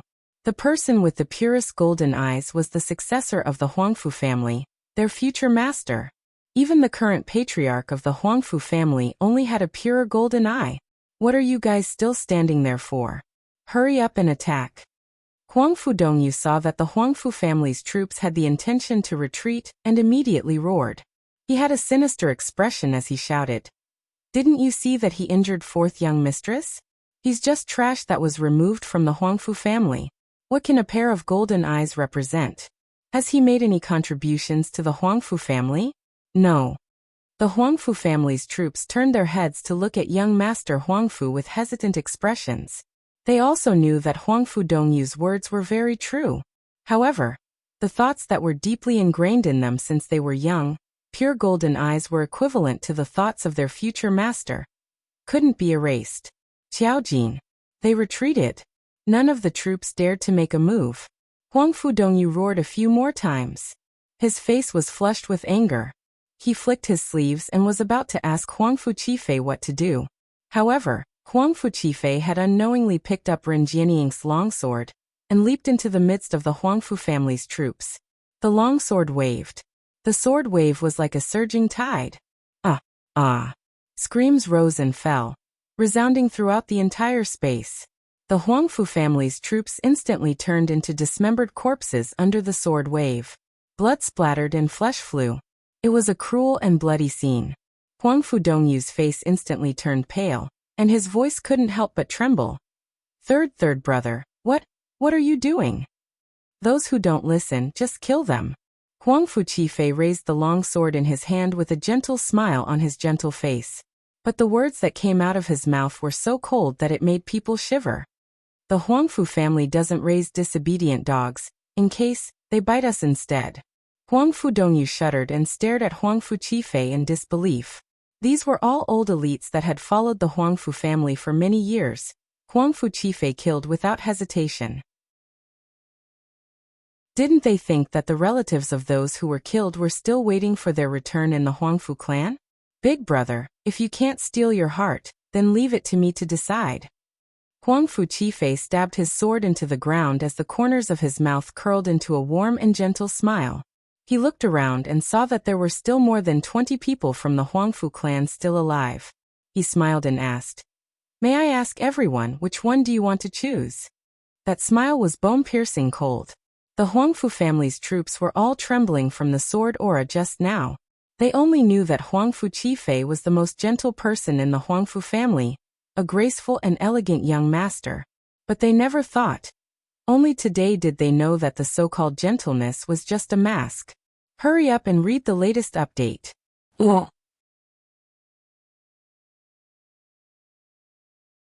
Chapter 45-72. Immediately, they trembled and expressed that they were definitely on their side. Huangfu Qifei's lips curled up in satisfaction as he gave the next order. "In order to show that all of you are sincerely following me, kill Huangfu Dongyu now." Third brother. Are you crazy? Huangfu Dongyu did not expect that Huangfu Qifei would actually have the intention to kill him. Huangfu Qifei smiled. "If I don't kill you, how can I legitimately become the master of the Huangfu family?" He glanced at Huangfu Fengyan, who was covered in blood on the ground with disgust, and pulled the corners of his lips. "To be honest, I've put up with all of you for a very long time. One is as dumb as a pig and still thinks that he's important all the time, as though everyone else is a fool. In reality, He's always being toyed with by others, and is being used as a tool without knowing it. One is relying on his identity as the first young master of the Huangfu family, and the fact that he's about to inherit the Huangfu family. He doesn't even think about us brothers and sisters. Huangfu Qifei scoffed. There's no such thing as feelings in the four great families. You. Huangfu Dongyu's face was pale. He clenched his fists tightly, and looked at the people of the Huangfu family who were originally following his orders warily. A ruthless glint appeared in his eyes. I'm the first young master of the Huangfu family, the future successor of the Huangfu family. If all of you are still loyal to the Huangfu family, kill him now. He's killed so many people of the Huangfu family, so many elders who have been loyal to the Huangfu family for many years. He'll definitely kill all of you. All of you can only choose me now. Let's kill him together. However, no matter how he shouted, the people of the Huangfu family stood on Huangfu Qifei's side and approached him step by step. Huangfu Dongyu slowly retreated. The expression on his face became more and more panicked. On the other side, Ren Jianying's eyes were filled with disdain and mockery as she watched the scene of her brothers killing each other. She had only said a few words casually. She could easily provoke the ambition in Huangfu Qifei's heart. This feeling of controlling other people's lives was really great. She glanced at Xiao Jin and the others who had already gathered together, and the disdain on the corner of her lips became even more obvious. Suddenly, a violent explosion came from behind. Ren Jianying quickly turned around to look. The place where the palace master of secluded Darkness Palace was sitting exploded with profound waves. The ground collapsed into a huge black hole. The palace master of the Netherworld Palace knelt on one knee on the ground and stared blankly at the direction of the explosion. There seemed to be some kind of emotion surging in his eyes under the black robe. Lord Palace Master. Ren Jianying hurriedly jogged forward and put on a concerned expression. She stretched out her little hand to help the palace master of Gloomy Palace up. Her hand had yet to touch him. He raised his hand to stop her. He slowly stood up from the ground. A black robe cascaded down from the sky, covering everything about him. He didn't even look at Ren Jianying as he walked past her to the side of the black hole. His eyes stared blankly at the black hole. His thin lips trembled slightly. They have come out. What? Ren Jianying did not quite understand what he meant. However, the palace master of the Netherworld Palace ignored her.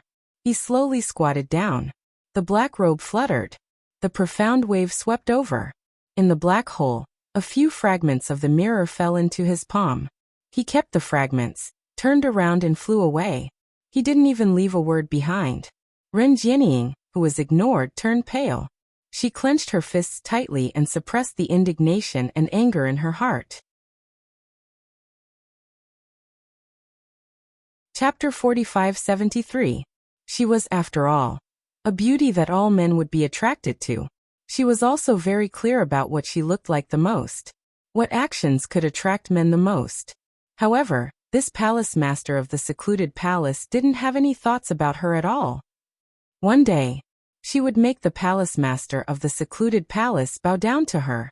Ren Jianying calmed herself down. Her gaze landed on the black hole below. She seemed to have seen.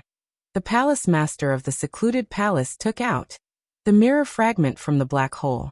The palace master of the secluded palace sat there, staring at the mirror. The explosion just now was because the mirror broke? How could that mirror break? Xiao Jin hugged Yan Xiaoyi and stood there silently. Huangfu Sheng and Gu Zishi supported each other and stood beside them. Looking at the front, the Huangfu family people surrounded Huangfu Dongyu. Gu Zishi sneered. I knew that third young master Huangfu wasn't a good person. Now he's showing his ambition. Huangfu Sheng caressed Gu Zishi's hand and looked at Long Yunzhan. Why don't we take this chance to go to the Huangfu family? Xiao Jin's mother was still imprisoned in the Huangfu family. And the old man. Once Huangfu Qifei gained power. With Huangfu Qifei's ruthlessness, Huangfu Qifei would definitely kill old man Huangfu and Xiao Jin's mother. Long Yunzhan looked at Ren Jianying, his cold face emotionless. You guys go first, Ziqing, and I will deal with the Ren family people. Ren Jianying has cooperated with the secluded palace. Her current strength is far above us. You guys might not be her match. Huang Fusheng shook his head worriedly. I will stop her. You guys go to the Huangfu family. Don't talk nonsense, I told you to go. Long Yunzhan looked at him indifferently, then flew towards Ren Jianying's direction. Wait. Look over there. Suddenly Gu Zixi exclaimed. Long Yunzhan and Tong Ziqing paused. They looked towards Gu Zixi's direction. Huangfu Dongyu was still trying to use a bigger temptation to convince the Huangfu family people. However, the eyes of the Huangfu clan's group were filled with killing intent. One of the older elders looked at Huangfu Dongyu and said, Eldest young master, in terms of strength and talent, you're indeed inferior to third young master. Handing the Huangfu clan over to third young master is the best choice. Eldest young master, just obediently accept your death. In the future, under the leadership of the third young master, the Huangfu family will once again ascend to the peak, and you will be able to obtain a good reputation. After the old man finished speaking, some of the younger people behind him chimed in. Huangfu Dongyu's face was as pale as a sheet of paper. He glared at the people in front of him with hatred before glaring in Huangfu Qifei's direction. Are you going to betray the Huangfu clan? Aren't you letting down the Huangfu family's many years of nurturing by doing this? We're just doing this for the sake of the Huangfu family. The Huangfu family's troops swarmed forward. His killing intent was awe-inspiring. Huangfu Qifei stood high above, his gentle face still maintained a warm smile. Big brother, don't struggle. I will soon send Huangfu Fengyan to accompany you. Your deaths will be the last thing I will do for the Huangfu clan. Facing the encirclement of over 20 people, Huangfu Dongyu didn't even have the chance to fight back. When the profound wave pressed down, he closed his eyes in despair.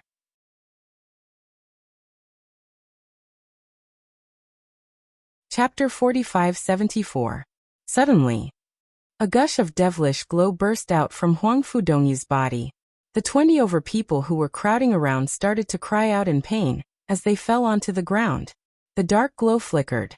A slender figure could be seen faintly. Under the devilish glow, her dress fluttered in the wind. Like an excited fire elite, noble and disdainful, it made one feel an inexplicable chill. Huangfu Dongyu waited for a long time, but didn't feel the pain that he had imagined.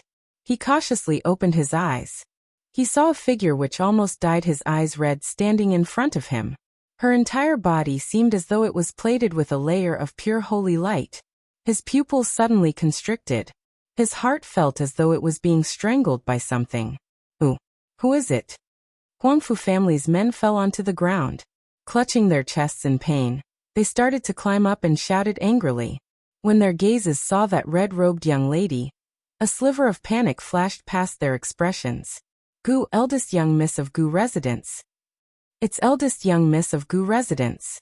The crowd cried out that young lady's name. Eldest young miss of Gu residence. Yiqing Luo. When Huangfu Dongyu heard this name, he was stunned. Yiqing Luo would save him? Yiqing Luo would actually save him? No. This was impossible. How could the lady in front of him be Yiqing Luo? Huangfu Dongyu staggered up from the ground as he looked at the young lady in front of him in a daze. Until he saw the young lady's face clearly. He then believed. The person in front of him was Yiqing Luo. Yiqing Luo stood elegantly in front of Huangfu Dongyu. The expression on her face was indifferent without any extra emotions. A pair of long and narrow eyes casually swept across the group of people from the Huangfu clan. And the corner of her mouth curled into a cold arc that seemed to be a smile that wasn't a smile. Yiqing Luo. Huangfu Qifei saw the person who suddenly appeared and his expression sunk. You. How did you? Didn't Patriarch Ren say?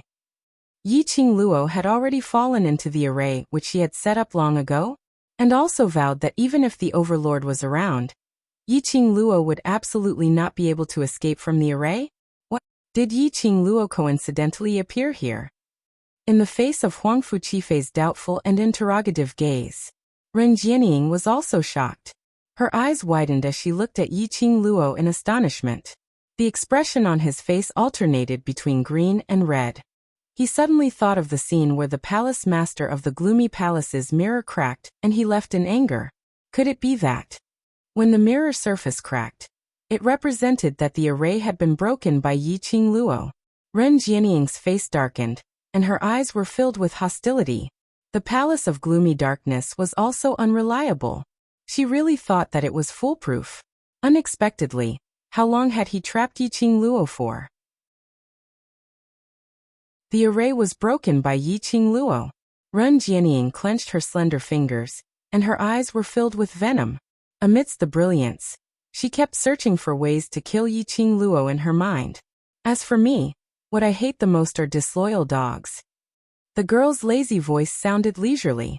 Her brows raised slightly as she glanced indifferently at the Huangfu family's direction. Following that, her gaze fell onto the astonished Huangfu Dongyu. Don't misunderstand, I don't want to help you.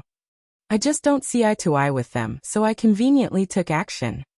Huangfu Dongyu stared blankly at the young lady's exquisite face. Your gaze is rather disgusting, if you keep looking. Don't blame me for digging your eyes out. Yiqing Luo said coldly. End of this chapter. Chapter 4575.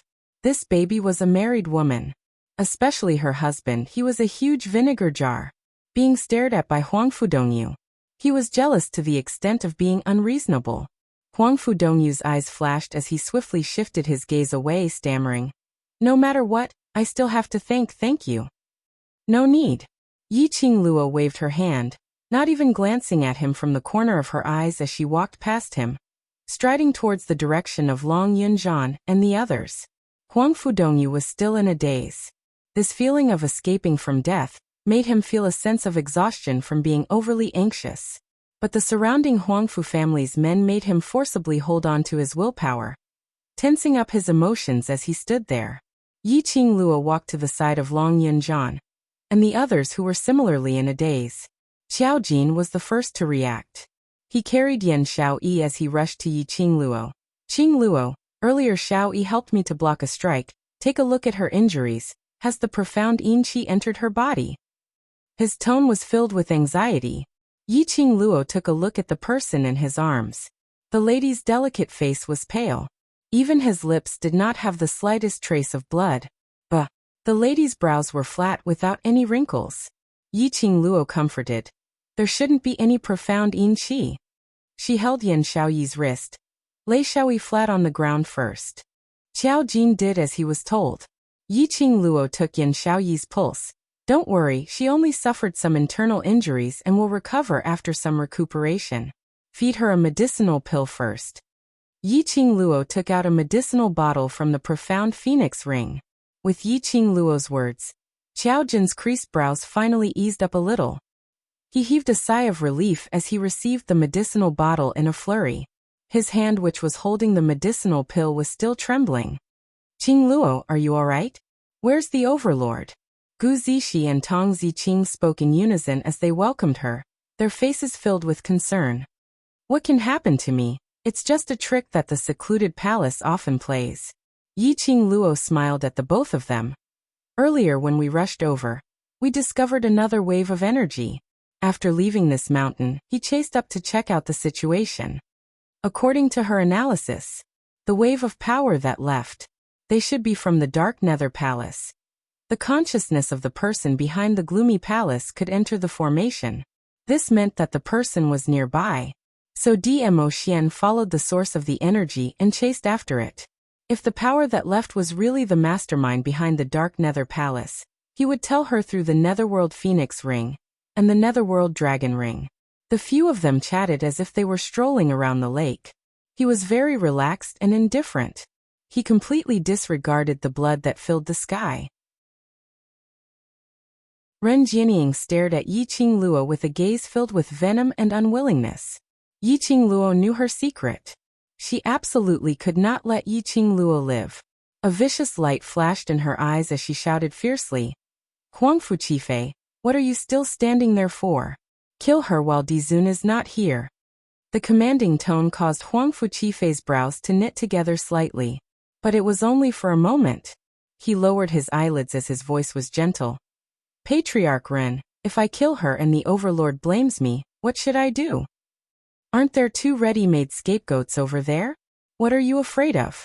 Based on your intellect, Pushing Yi Qingluo's death onto them isn't difficult, right? Ren Jianying's voice became deeper and more venomous. If you don't take action now, you won't have this chance anymore. Huang Fuqifei's expression didn't change as his lips curled upwards as he smiled warmly. Patriarch Ren on this mountain. Everyone is my Huangfu family's men, and Patriarch Ren, you are alone. End of this chapter. Chapter 4576. Ren Jianying's expression changed. What do you mean? Huang Fuqifei's smile didn't diminish in the slightest. Patriarch Ren is extremely intelligent. How could you not understand what I mean? Huang Fuqifei, how ambitious of you. Ren Jianying stared at Huang Fuqifei with a mocking sneer on her gorgeous face. He seemed to be ridiculing Huang Fuqifei's audacity. Huang Fuqifei only thought that she was struggling on her deathbed. When it comes to ambition, we are about the same. Isn't everything we've done just to fulfill our ambitions? Ren Jianying raised her head slightly, revealing her fair neck. Do you think you can be my opponent? I might not be your match, but I am the one with the advantage in numbers. Huang Fuqifei walked slowly towards Ren Jianying. Patriarch Ren, if you're able to be obedient, then the cooperation between us can still continue. Ren Jianying did not avoid it. He stood there with a faint smile on his face. His face was filled with arrogance, as if expressing extreme disdain towards Huang Fuqifei's words. Third young master Huangfu, no matter what you do, don't be too absolute. It's good that you're confident, but sometimes, it can easily turn into conceit. Huang Fuqifei's footsteps slightly stopped on the spot. The two looked at each other. The space between the two seemed to be surging with some kind of turbulent waves. It was like a surging tide. Not far away, Xiao Jing glanced at Huang Fudongyu. Why did you save him? If he's dead, he's dead. Yi Qingluo raised her lower lip. This third brother of yours is really conceited. He's not my brother. Xiao Jin's face turned cold, and he looked at Huang Fuqifei with disdain. He thinks that he is talented and strong, but in reality, he doesn't have anything worth showing off. Yi Qingluo laughed softly. So, leaving Huang Fudongyu alive and letting them fight amongst themselves, isn't that better? She really didn't want to ridicule Huang Fuqifei. He could only say, there was a hole in Huang Fuqifei's brain. Under such circumstances, he actually still had the mood to cause internal strife. After fighting with Huang Fudongyu, he went to fight with Ren Jianying. Did he really think of himself as a god? If it was her, even if he was ambitious, she wouldn't show it now. At the very least, they should have waited until they were united against the foreign enemies and dealt with the first wave of enemies before slowly starting their internal strife. Now there was internal strife at the slightest disagreement. After they were done killing each other, she had already slipped away with a bunch of brothers, okay? There must be a hole in his brain. She spared Huang Fudongyu's life. After Huang Fudongyu found out about Huang Fuqifei's true identity, coupled with the thrilling escape from death just now, presumably, he would retaliate against Huang Fuqifei. And now, Huang Fuqifei courted death by arguing with Ren Jianying. Given Ren Jianying's personality, she would probably teach him a lesson at any moment. TSK, what a great show. They should just sit back and watch the crowd. Everything was as Yi Qingluo had expected. Ren Jianying was indeed teaching Huang Fuqifei how to behave in a matter of minutes. Huang Fuqifei's awe-inspiring display didn't last more than 3 seconds before he was already held between Ren Jianying's 5 fingers. A dagger slid across Huang Fuqifei's neck. It scared Huang Fuqifei so much that his face turned pale, totally unable to maintain his gentleness. Ren Jianying sneered as her lips curled up. Now are you going to listen to me obediently, or am I going to listen to you obediently? Huang Fuqifei's neck felt a piercing pain, and he could feel blood oozing out.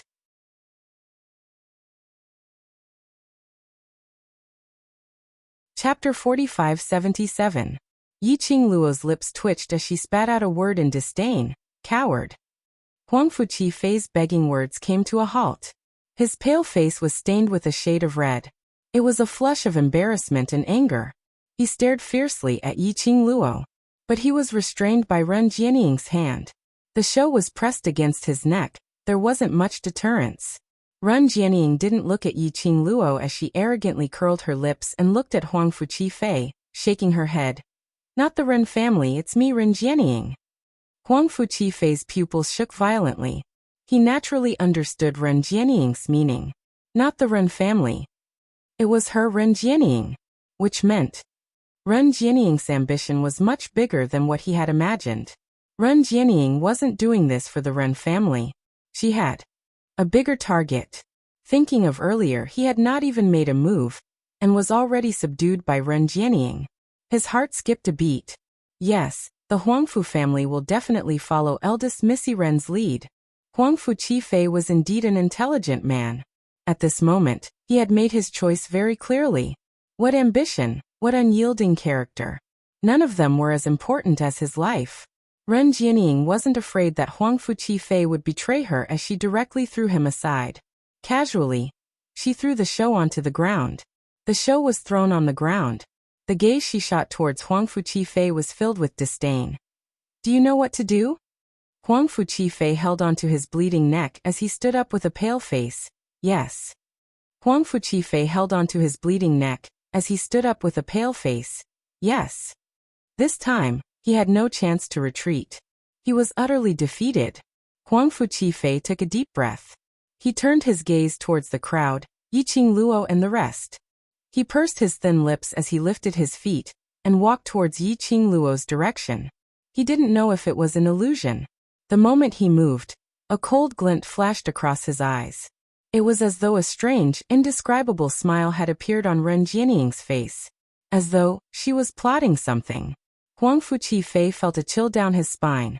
Looking at Yi Qingluo's direction, he suddenly felt as if he had stepped into the path of hell.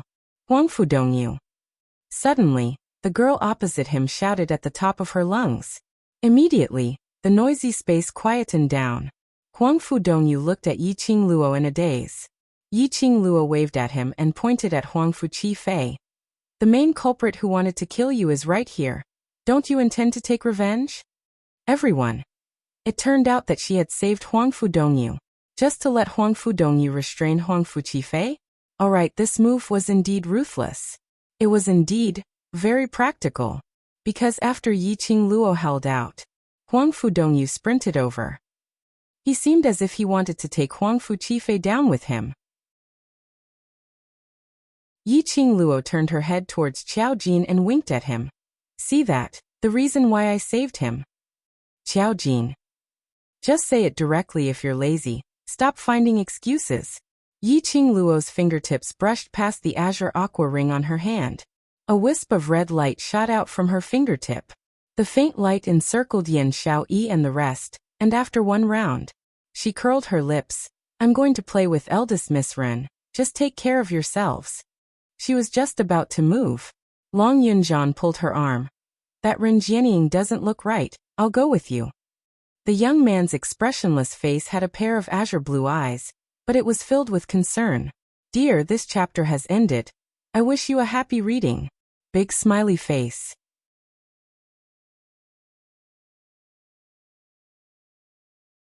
Chapter 4578. She smiled and placed his hand into Tong Ziqing's. Just take good care of Ziqing. I am just going over to play. Saying that, she flew towards Ren Jianying's direction. But she discovered that Ren Jianying was speedily retreating backwards. The gaze which she shot towards her was filled with gloating over her misfortune.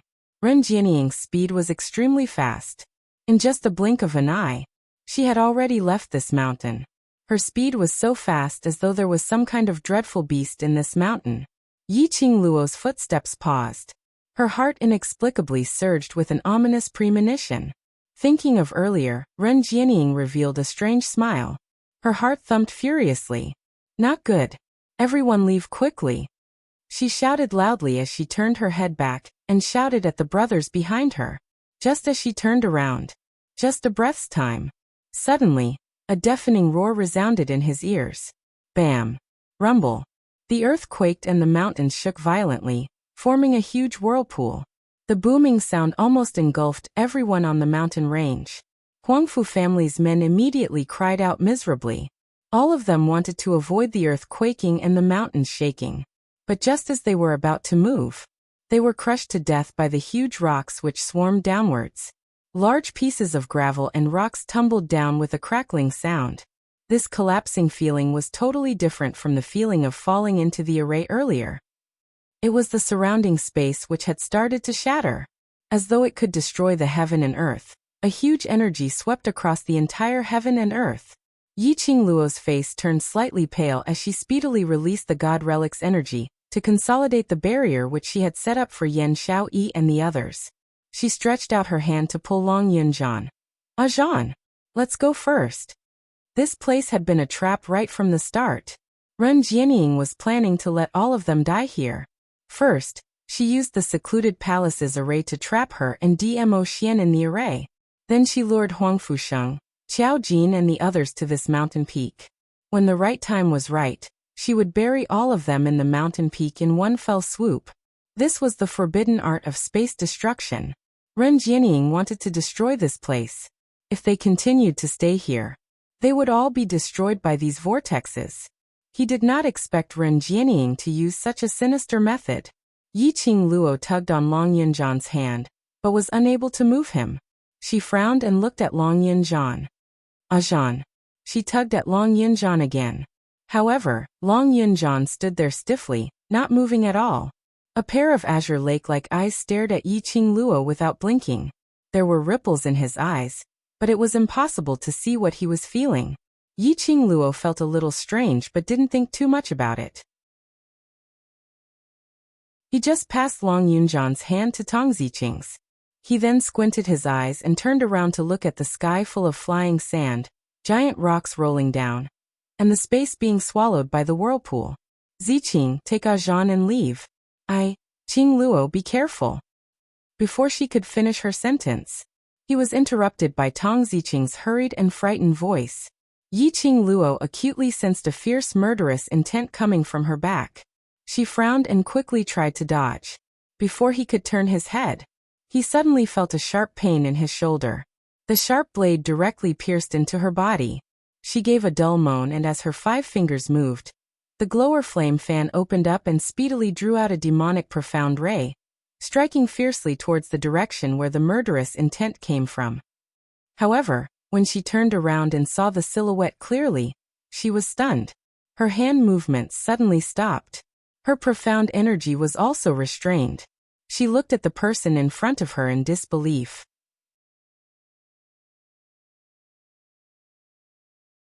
Chapter 45-79. A youth with black hair and blue eyes held a sharp longsword in his hand. On the blade of the sword, fresh blood dripped down drop by drop. He stood there, looking at her expressionlessly. Between his brows, there was an icy coldness. Yiqing Luo stopped her attack as her body swayed slightly. Blood seeped out of her shoulder. She felt a sharp pain when she moved, causing her facial features to wrinkle slightly. Leader. Tong Ziqing hugged Long Yunjian's arm, her eyes filled with disbelief. What are you doing? She saw it with her own eyes. At the instance when Yiqing Luo turned around, Long Yunjian picked up his weapon and stabbed towards her back. If it wasn't for the fact that Yiqing Luo managed to dodge in time, that sword would probably pierce through Yiqing Luo's heart. How could Long Yunjian possibly make a move on Yiqing Luo? What was going on? Tong Ziqing's mind was in a mess.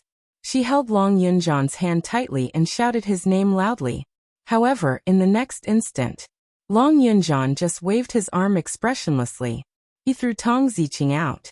He brandished his long sword once again, chopping down horizontally towards Yiqing Luo. Yiqing Luo's shoulders were still throbbing in pain.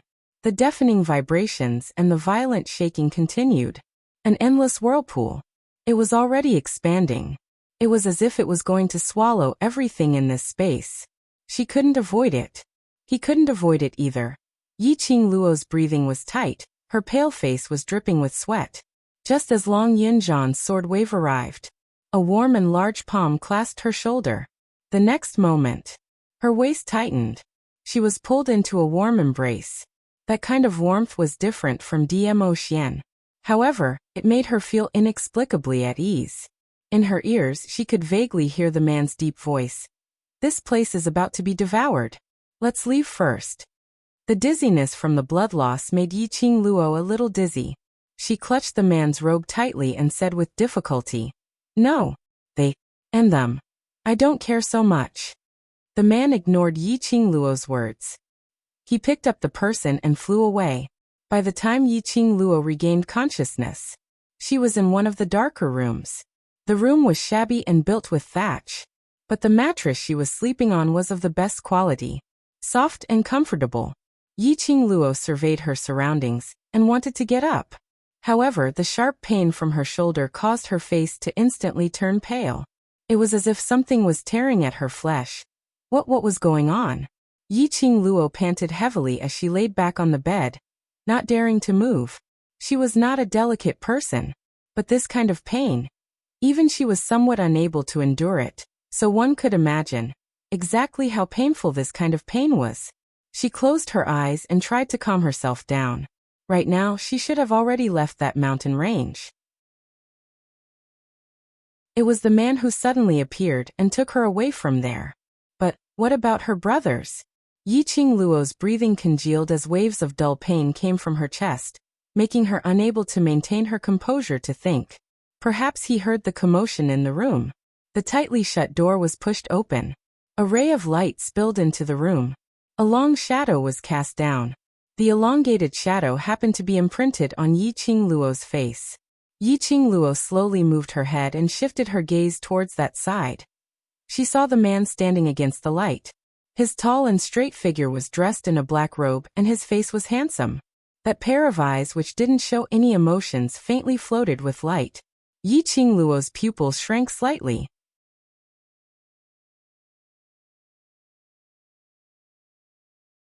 Chapter 4580. It's you. She opened her mouth. Her voice was hoarse and a little painful. The man strode over, half squatted by the bedside, poured a cup of warm water, and carefully fed it into her mouth. Yiqing Luo's eyes widened as she looked at him in a daze. Her throat swallowed the water spontaneously. A cup of warm water entered her stomach. Her throat finally cleared up a lot. She coughed, causing the wound on her shoulder to hurt. She stared intently at the man in front of her. "Why are you here?" "To save you." The man sat next to her and replied calmly. "What do you mean?" Yiqing Luo frowned. "You specially came to save me?" How could he be so sure that she would be injured? And what's more, he coincidentally appeared here. Facing Yiqing Luo's suspicion, the man's expression didn't fluctuate. "I heard their plan in the secluded palace, so I rushed over."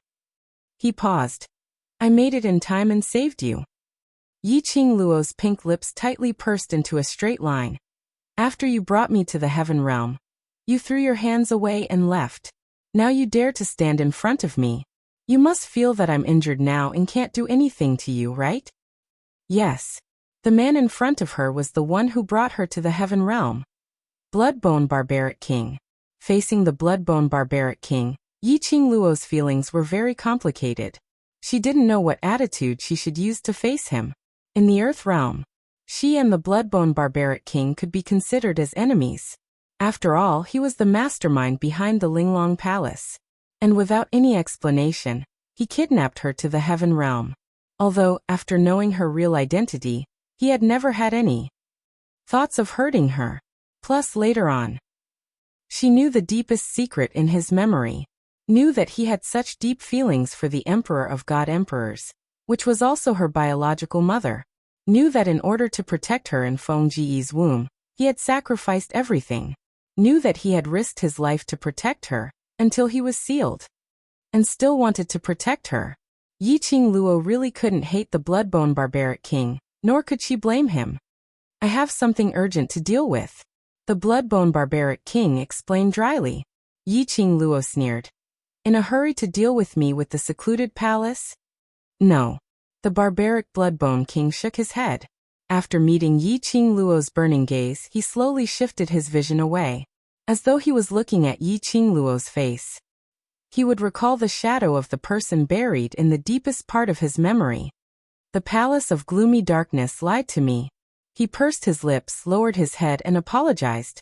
"I'm sorry. Because of me, you told the palace of darkness the secret of your divine phoenix profound heart jade, and The secret that Fengge left on you. If it weren't for him, the entire heaven realm would not treat Yiqing Luo as a prey. Yiqing Luo wouldn't have met with such a situation. I can understand that you know the secret of the divine phoenix profound heart jade, but why do you say, the clue to my mother's grave is with me? Yiqing Luo had always been puzzled by this question. The barbaric Bloodbone King raised his eyebrows slightly. You still don't know? Yiqing Luo expressed her doubts. The barbaric Bloodbone King's eyes darkened and he asked tentatively, have you ever seen a piece of skin that looks like paper with a very complicated topographic map drawn on it? Yiqing Luo blinked her eyes and was even more puzzled. What topographic map? The barbaric Bloodbone King looked at Yiqing Luo for some time and shook his head. Nothing, I misunderstood. He lowered his brows slightly, but I'm afraid the entire upper realm will not believe that you don't know about the so-called profound flame Tianshu diagram.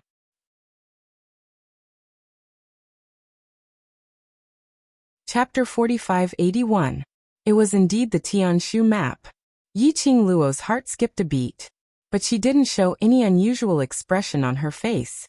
Even if she knew the barbaric Blood King's feelings for Fengge, she also believed that the barbaric Blood King had no ill intentions towards her. But the Tianshu map was related to too many complicated things. Xian had said this before. No matter who it was, they had to keep the secret of the Tianshu map. Even if it was the barbaric Blood King, she didn't intend to say it out. But what she didn't expect was that her mother from Three Springs sect left her the map that Yi Tianquang had been longing for. It was the topographic map of the Divine Emperor's tomb. No wonder she and Old Man Song felt that the map was too complicated. How could the map of the Divine Emperor's tomb not be complicated? Her mind was in turmoil. Yiqing Luo's face was filled with confusion. What is the Tianshu map? That is the map to the Divine Emperor's tomb, and also an analysis of the interior of the tomb. The barbaric Blood King explained. I thought that Fengge would have arranged everything before she passed away. Mother has already passed away for tens of thousands of years. Why are there still so many people who want to find the whereabouts of the Divine Emperor's tomb? Yiqing Luo's eyes were deep. If the people in the heaven realm were interested in this, it could be explained by the fact that there were countless treasures buried with the Divine Emperor in the tomb of the Divine Emperor. But why would the person behind the Nether Palace be interested in the Divine Emperor's tomb? Based on the strength of the person behind the Nether Palace, to be able to stir up a bloodbath in all the major realms and still remain unscathed, that was enough to show that person's strength. Why did they have to scheme against her?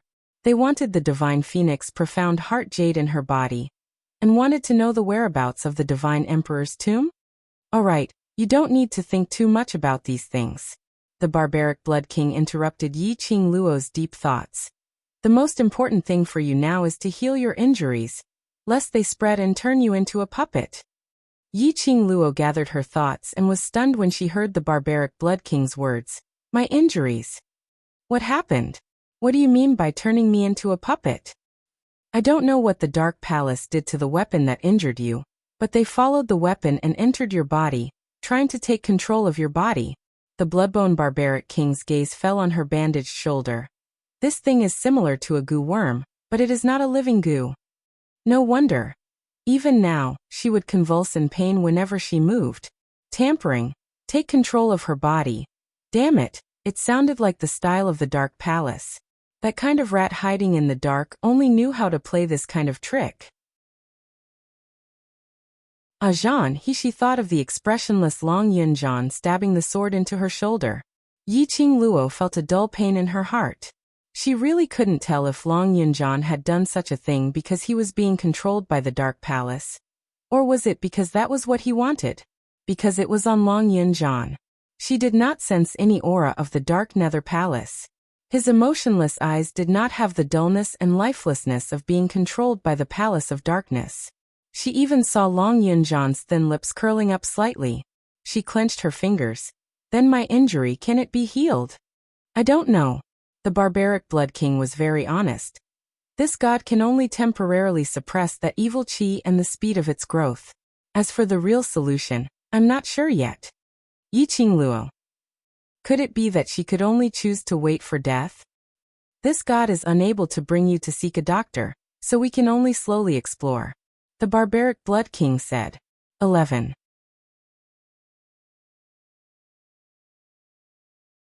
Chapter 4582.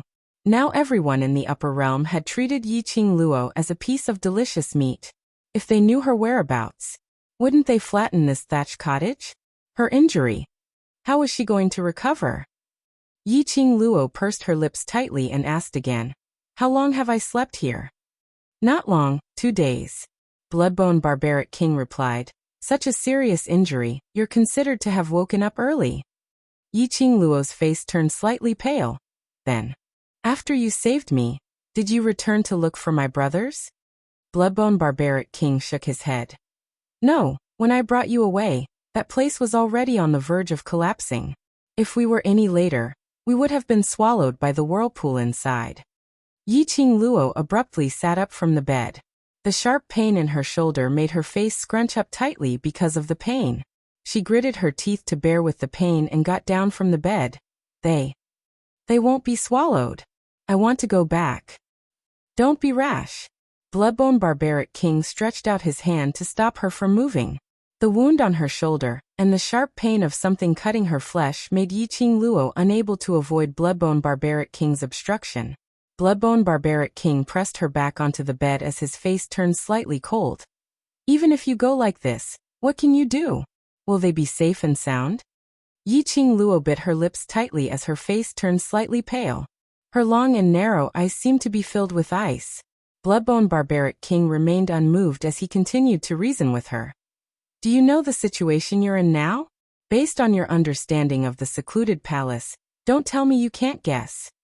Based on their understanding of you, they know that you care about your brothers. Once you return to that place, what awaits you is an inescapable trap. Based on your current state, do you think you can still turn danger into safety? Bloodbone Barbaric King's handsome face became more and more solemn. The 5 fingers which were pressing on Yi Qing Luo's arm tightened. Qing Luo, you're not so lucky every time. Feng Ge was willing to use his entire life's energy in exchange for a lifetime of peace for you to survive, not for you to squander it like this.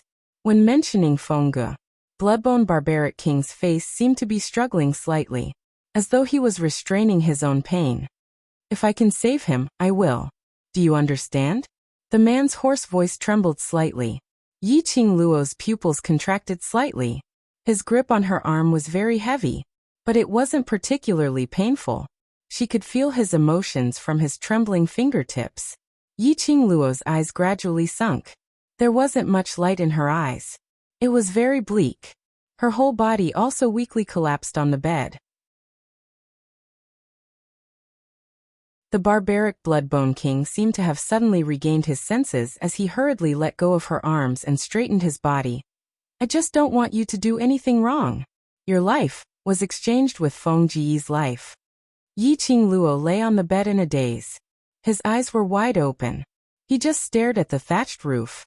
The Bloodbone Barbarian King opened his mouth, wanting to say something. But when he was about to say it, he pursed his lips. He did not speak again. He sat quietly on the edge of the bed. He knew that based on Yi Qing Luo's character, she would definitely not be able to accept this fact in a short period of time. But it had already happened. No matter how hard she tried, there was no way to change the truth. What's more, her current injury still had no way to resolve it. Suddenly, Yi Qing Luo's slightly hoarse voice spoke faintly. Don't you hate my mother? Bloodbone Barbaric King had suffered so much pain, and had fallen to such a state. It was all because of that Feng Ge, wasn't it?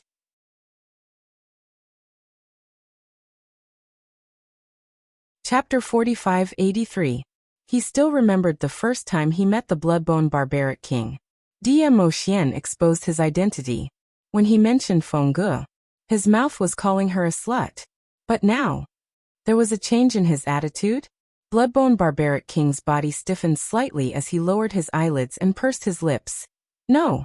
Is it because you've finally come to your senses and know that you've misunderstood her? Yi Qing Luo's lips curled into a cold arc. Bloodbone Barbaric King was stunned. You know about it? I've seen your memories. What else do I not know? Yi Qing Luo glanced sideways at him, her eyes filled with ridicule.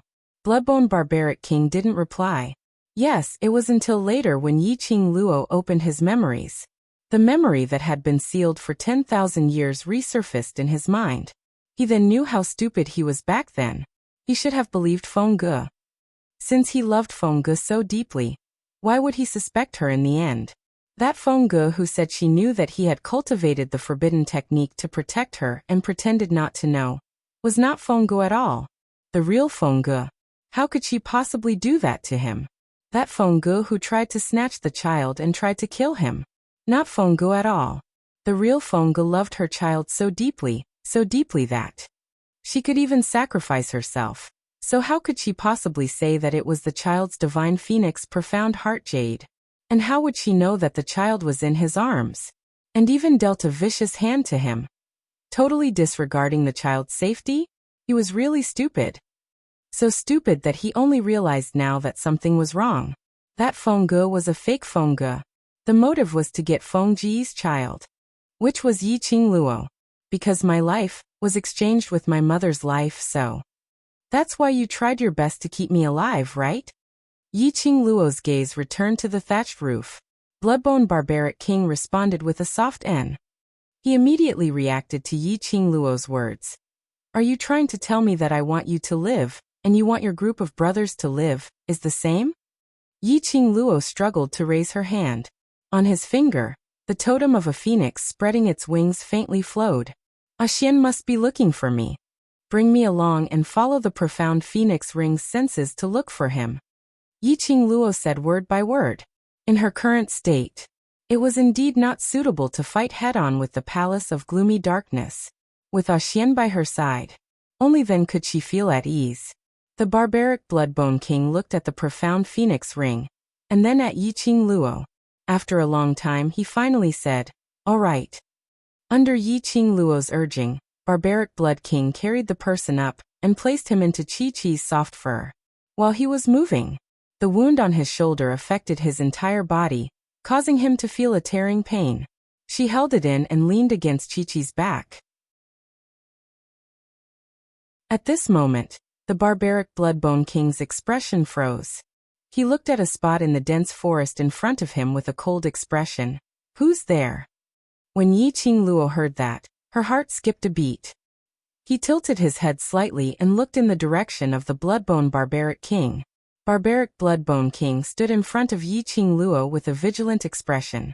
Very quickly, a figure slowly walked out from that spot. That person was dressed in a green robe, his hair was combed neatly, and his entire body was filled with an elegant and refined temperament. Especially that pair of eyes which looked towards Yi Qing Luo was like glass, dazzling and dazzling. He stood there with a gentle expression. His lips curled into a smile, like a spring breeze, as if it was emitted from his bones. The fastest update speed, hurry up and read it.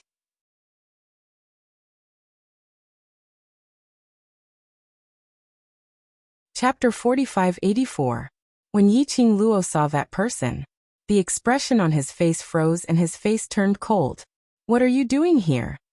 I was worried about you. The man's eyes gazed at Yi Qing Luo in a daze, as there seemed to be some kind of tender and affectionate emotions rippling beneath his eyes. Towards his words, Yi Qing Luo didn't have any reaction at all. Instead she frowned. How did you know I was here? I know, it was Bone Lord who saved you. That man's gaze shot towards Bloodbone Barbaric King, and shifted onto Yi Qing Luo. I knew he would hide you here, so I'm here. Yi Qing Luo squinted her eyes as a cold glint flashed beneath her eyes, not showing much emotion. When the barbaric Bloodbone King saw that person, his face was full of astonishment. How do you know about this place? Sorry. The man pursed his thin lips and apologized in a low voice. Master had asked me to follow you before. I realized that whenever you're in a bad mood, you'll come here alone. The barbaric Bloodbone King's face darkened. From the beginning, that person from the Palace of Darkness has been on guard against me. He didn't even notice that he was being followed. Yi Qing Luo snorted coldly as her brows were filled with faint ridicule. Gu Jingyu, you're indeed a loyal dog. That dark rat asked you to follow him, so you followed him. The man in front of him, Wasn't he the Nirvana realm, the young sect master of the Valley of Wind, the palace master of the Dark Palace? Gu Jingyu? Gu Jingyu appeared here. This also meant that the Palace of Darkness already knew of her whereabouts. Hearing Yi Qingluo's ridicule, Gu Jingyu's brows creased slightly. He gazed deeply at Yi Qingluo's face. His eyes seemed to be filled with the most sincere emotions in the world. Yi Qingluo, this time, I'm specially here for you. Gu Jingyu said warmly, his gentle and elegant smile seemed to be immersed in the warm sun. Yi Qingluo sneered. Does your master want to teach you what it means to take advantage of my illness to take my life? Master didn't ask me to come. Gu Jingyu hurriedly explained. Master doesn't know I'm here. Yi Qingluo only sneered and didn't even have the desire to reply. Obviously, he didn't believe it. As for Gu Jingyu, she did not trust him at all. I'm telling the truth. Gu Jingyu pursed his lips, his face full of hurt. Master, he is in closed-door training. Now I'm in charge of the Anyo Palace. I've confirmed that Master is really in closed-door training. That's why I'm here to find you. Yi Qingluo's half-closed eyes suddenly opened. She raised her eyebrows and looked at Gu Jingyu suspiciously. Seclusion? Why are you in seclusion? The person behind the scenes of Abyss Palace. Why would he go into seclusion at this time? Gu Jingyu hesitated. For him. After all, his master was his master. He was also one of Master's men. He liked Yi Qingluo, but that didn't mean that he could betray his master calmly. He licked his lips a few times, lowered his eyes and said, I can't say, but I can assure you what I said is all true. What guarantee do you have? Yi Qingluo's gaze was fixed on Gu Jingyu's face. Watching his every change of mood, Gu Jingyu was stumped by the question as his mouth opened, and after moving for some time he muttered, What do you want me to use to guarantee? Anyo Palace. Yi Qingluo's lips curled.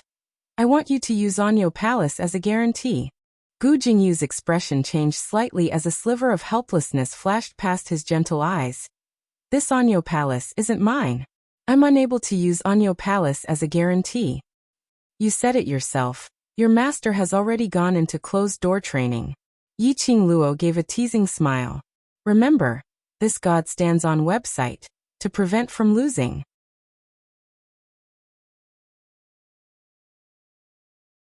Chapter 4585. Gu Jingyu's expression sunk slightly and the gaze he shot at Yi Qingluo turned deep and complicated. Yi Qingluo, you can use my life as a guarantee, but I can't use my master's painstaking effort as a guarantee. Speaking in such a righteous manner, then why are you standing here? Yi Qingluo laughed lightly and the emotions in her eyes were cold. Gu Jingyu, if you're really that loyal to your master, then you shouldn't appear in front of me. I can't help it. I can't control myself. Gu Jingyu's gentle brows faintly revealed a trace of viciousness. As though he was forced to face this problem by Yi Qingluo's words. He wanted to get close to Yi Qingluo. But he was warned by Chi-Chi's low growl, stopping his footsteps. He stood on the original spot, staring at Yi Qingluo without blinking. Suddenly he hugged his head and squatted down in pain. I don't want to appear. But I can't control myself, Yi Qingluo. You don't understand. What kind of feelings do I use to treat you? I originally wanted to be a stranger to you, you're right. We're destined to be enemies. We're destined to be enemies. I also want to be as cold and heartless as you treat me. But I can't do it. I can't do it. The minute I heard that you're injured and heard that you're here, Master specially concocted the profound fragrance for you. I couldn't control myself. I want to see you. Want to see you safe and sound. The man's voice was hoarse, filled with despair. It wasn't a confession of love so deep that it was pink, but a confession of despair which made one at a loss and helpless. Listening to Gu Jingyu's hoarse and despairing accusations, the air was filled with silence for several breaths. After some time, Yi Qingluo's curly long and thick lashes moved slightly. Her pink lips pursed before she slowly opened her mouth. Gu Jingyu. Her 3 words made the man's heart instantly lifted up, as though he was waiting to be sentenced to death. That kind of anxiety, but also despair. I'm very grateful for your feelings towards me. Yi Qingluo knew Gu Jingyu's feelings towards her, but she didn't expect it to be so deep. She closed her eyes. You know very well that I won't like you. Don't waste the time and opportunities that you should have on me. It's hard to have the best of both worlds. Since you've chosen to stand on your master's side, you should control your feelings. On one hand, you help your master and do things that hurt me, but on the other hand, you sincerely express your feelings to me. I really don't know how to view your feelings. Gu Jingyu clenched his fists. How would he not know what Yi Qingluo said? But so what if he knew? He knew it better than anyone else. You shouldn't try to have it both ways. At the same time, he was fulfilling his feelings. At the same time, he fulfilled his loyalty. But Secluded Palace and Yi Qingluo, how could they possibly exist in peace? If possible. He really didn't wish that he would have such deep feelings towards Yi Qingluo. You can leave. Yi Qingluo took a deep breath. I believe what you're saying now, but I don't need your help. From start to finish, she was observing Gu Jingyu's expression. From Gu Jingyu's subtle expressions and reactions, she trusted Gu Jingyu. The person behind the scenes in Nether Palace should have really gone into closed-door cultivation. Of course, there was a possibility that the person behind the scenes in Nether Palace had also cheated Gu Jingyu. Gu Jingyu's expression changed slightly, as though he hadn't expected Yi Qingluo to chase him away. I can save you. What you have on you is the profound Yin fragrance, and if you don't expel it from your body in time, you will become Master's puppet. Dear, this chapter has ended. I wish you a happy reading. Big smiley face.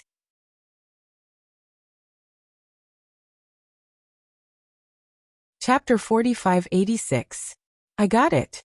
Yi Qingluo's expression was still indifferent as there wasn't any change in her emotions. But I don't need you to save me. Gu Jingyu's body stiffened as he stood there in a daze. His eyes stared at Yi Qingluo without blinking as his chest seemed to be churning with raging waves. Leave. As though she hadn't noticed the change in the man's emotions, Yi Qingluo continued to speak coldly. You hate me that much? So hateful that you don't even want me to save you? Gu Jingyu's voice was trembling slightly. If one looked closely, one could tell that his body was trembling.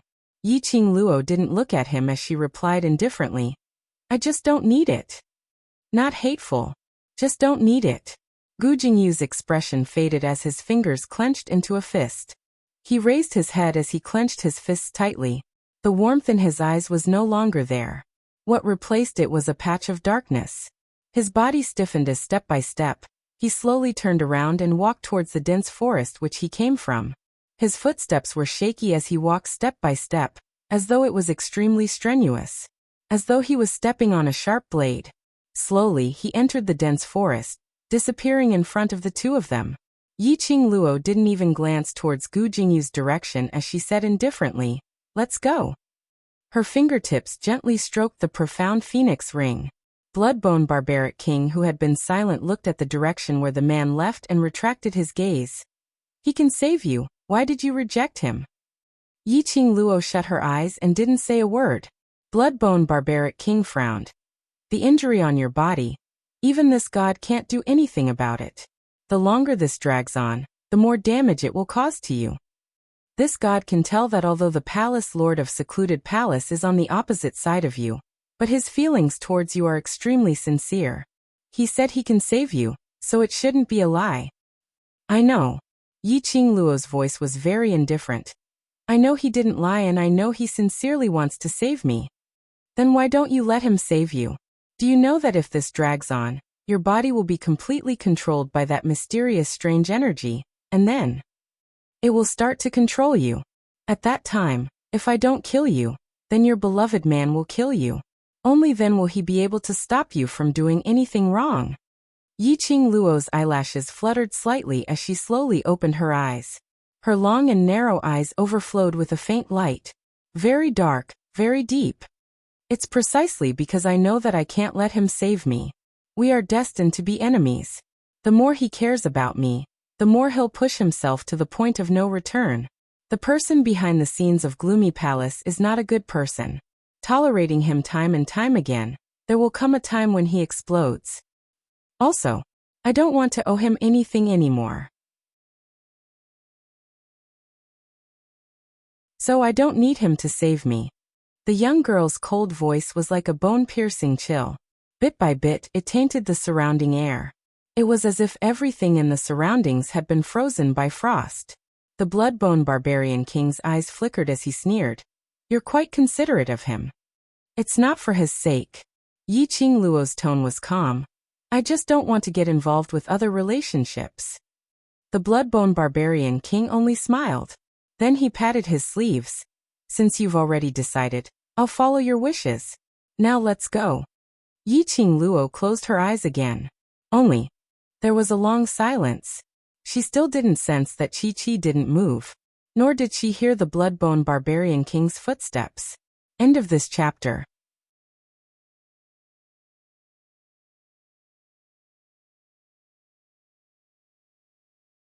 Chapter 4587.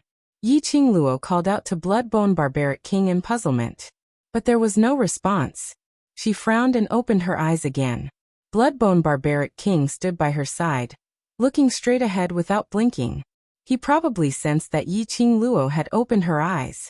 He indicated for Yi Qingluo to look ahead. Yi Qingluo looked over. She saw a figure standing in front of Chi-Chi. Chi-Chi bared its teeth, but it wasn't too fierce. Yi Qingluo stared at that person and frowned slightly. Why are you back again? The person in front of her was Gu Jingyu, who had left earlier.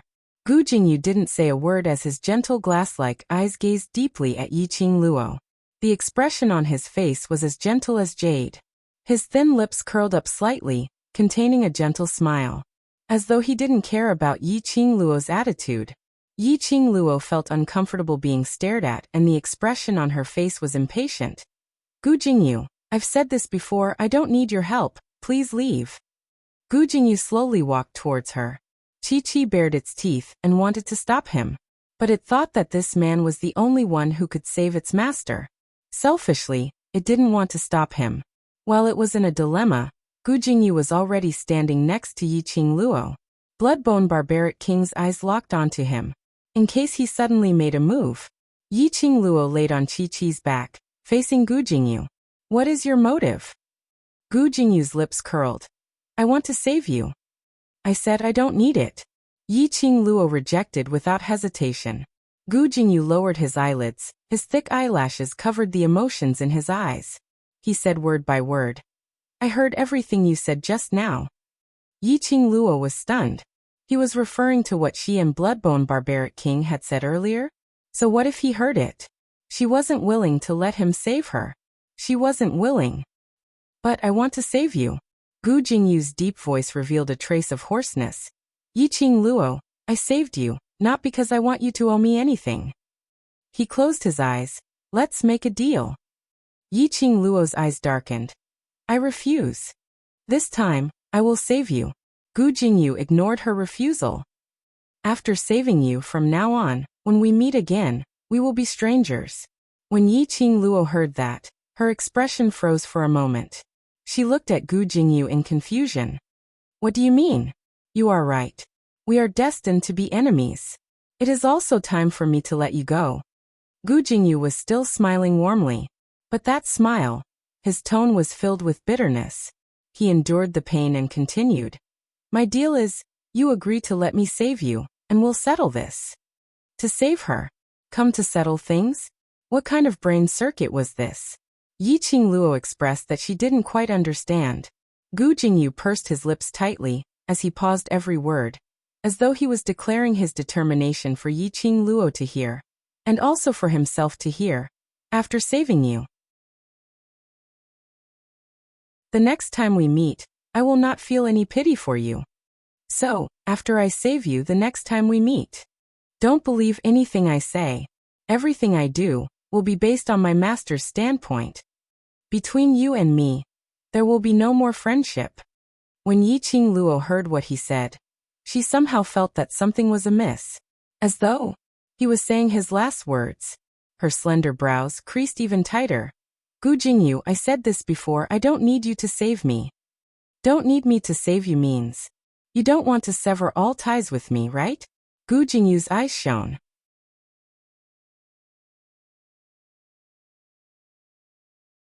Chapter 4588. Happy New Year. Automatically refresh at 6 in the morning. Pei Sheng slowly lowered his head, his face filled with pain and confusion. Seeing that he did not reply, Yiqing Luo curled her lips into a smile. However, there was a hint of mockery in his laughter. Why don't I give you an idea? Although he felt that Yiqing Luo's laughter was a little strange, there was also an inexplicable pain in his heart. But hearing Yiqing Luo's words, Pei Sheng swiftly raised his head and looked at Yiqing Luo. The moment he raised his head, he met with Yiqing Luo's smiling yet not smiling eyes. That pair of eyes that were as deep as the abyss were very black. It was the kind of extreme darkness.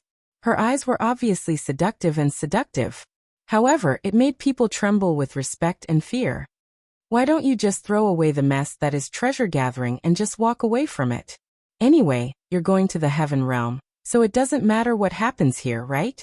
These people came here because you're a branch family member of the Huangfu clan. Even if you leave with the Huangfu clan and leave this mess behind, I'm sure they won't blame you. After Yiqing Luo finished her words, she propped up her chin as she looked at him with her curved eyes. There was a smile on his face. However, Pei Sheng could sense the coldness in that smile. The two customers who were registering at the side. Can't you be more considerate of them? They were still there. Was it really a good idea to reveal the purpose of their visit like there was no one else around? No.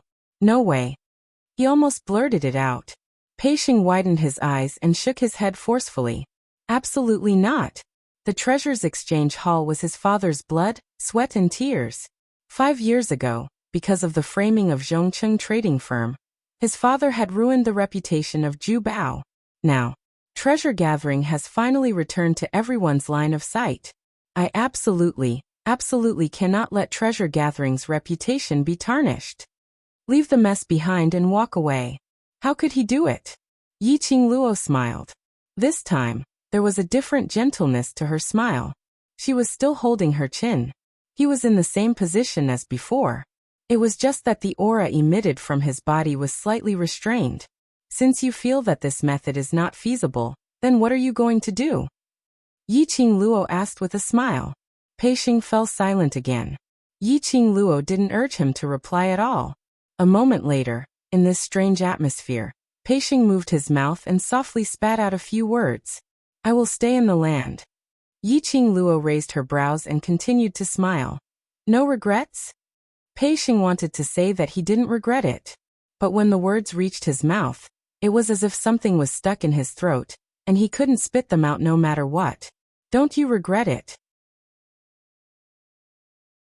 He didn't know. He really didn't know. Yiqing Luo laughed out loud at this moment.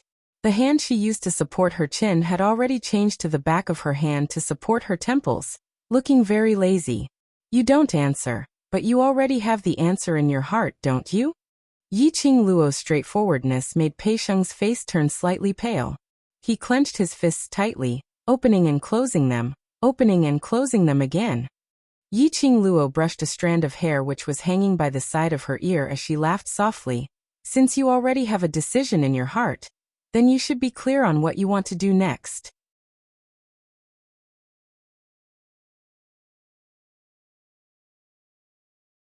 Chapter 4589. The wound on the young lady's shoulder had started to fester. A patch of black festering skin formed a sharp contrast with the fair skin beside. The most horrifying thing was, it was the festering wound. Strips of thread-like, worm-like things meandered around, twisting and twisting, constantly twisting around that large patch of wound.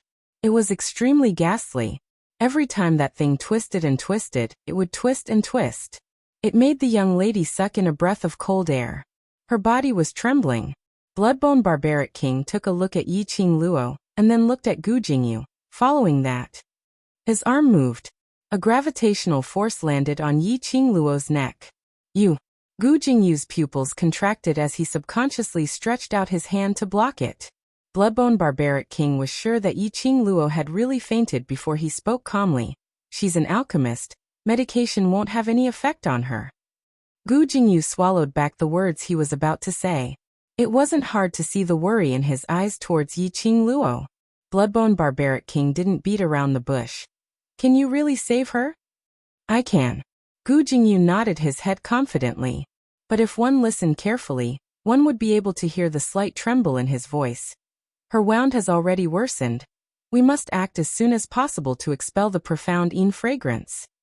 Bloodbone Barbaric King pursed his thin lips slightly as he stared at Gu Jingyu quietly. On what basis do I believe you? Her injury can't wait any longer. Gu Jingyu revealed an anxious look. Generally speaking, after the profound fragrance enters the body, it needs at least 7 days of incubation before it starts to act. In the initial stage, the profound fragrance will spread to the injured person's internal organs, injecting the active profound fragrance. In the final stage, the wound will start to fester, and this is the final stage of the profound fragrance. In the final stage, the injured person will be controlled by the profound fragrance, and will lose all self-consciousness. Gu Jingyu pointed at the silk thread thing on Yi Qingluo's shoulder. This is the profound fragrance. Bloodbone Barbaric King's face sunk slightly. It's only been 2 days, why has the profound fragrance reached the final stage? I'm not too sure about this. Bloodbone Barbaric King shook his head. Now we have to hurry, once it reaches the final stage. Even I can't do anything. The Barbaric Bloodbone King fell silent. Towards Gu Jingyu's feelings towards Yi Qingluo. As an experienced person, he could see it very clearly. However, who could be sure that his method would work? Gu Jingyu glanced at the Barbaric Bloodbone King. Without waiting for the Barbaric Bloodbone King's reply, he stood up and sat on the side of the bed. 2 hands had already pressed onto Yi Qingluo's shoulders, the 2 sides of her clothes which had been cut open. The Barbaric Bloodbone King wanted to stop him. However, the hand that was stretched out in midair paused. In the end he took it back.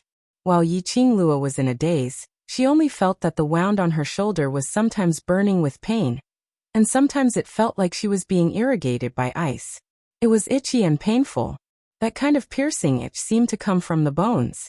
She wanted to scratch it, but she couldn't feel the exact spot. His whole body was itching uncomfortably. Waves of bone-piercing pain came from the wound again. Yi Qingluo couldn't bear it any longer as she cried out. She opened her eyes in a daze and saw the gentle and graceful young master beside her bed. However, the man's complexion was pale, and his brows were filled with fatigue. There wasn't any color of blood on his thin lips. Yi Qingluo frowned slightly, as her breathing stagnated. She wanted to open her mouth, but her voice was hoarse and stinging, so she couldn't say anything.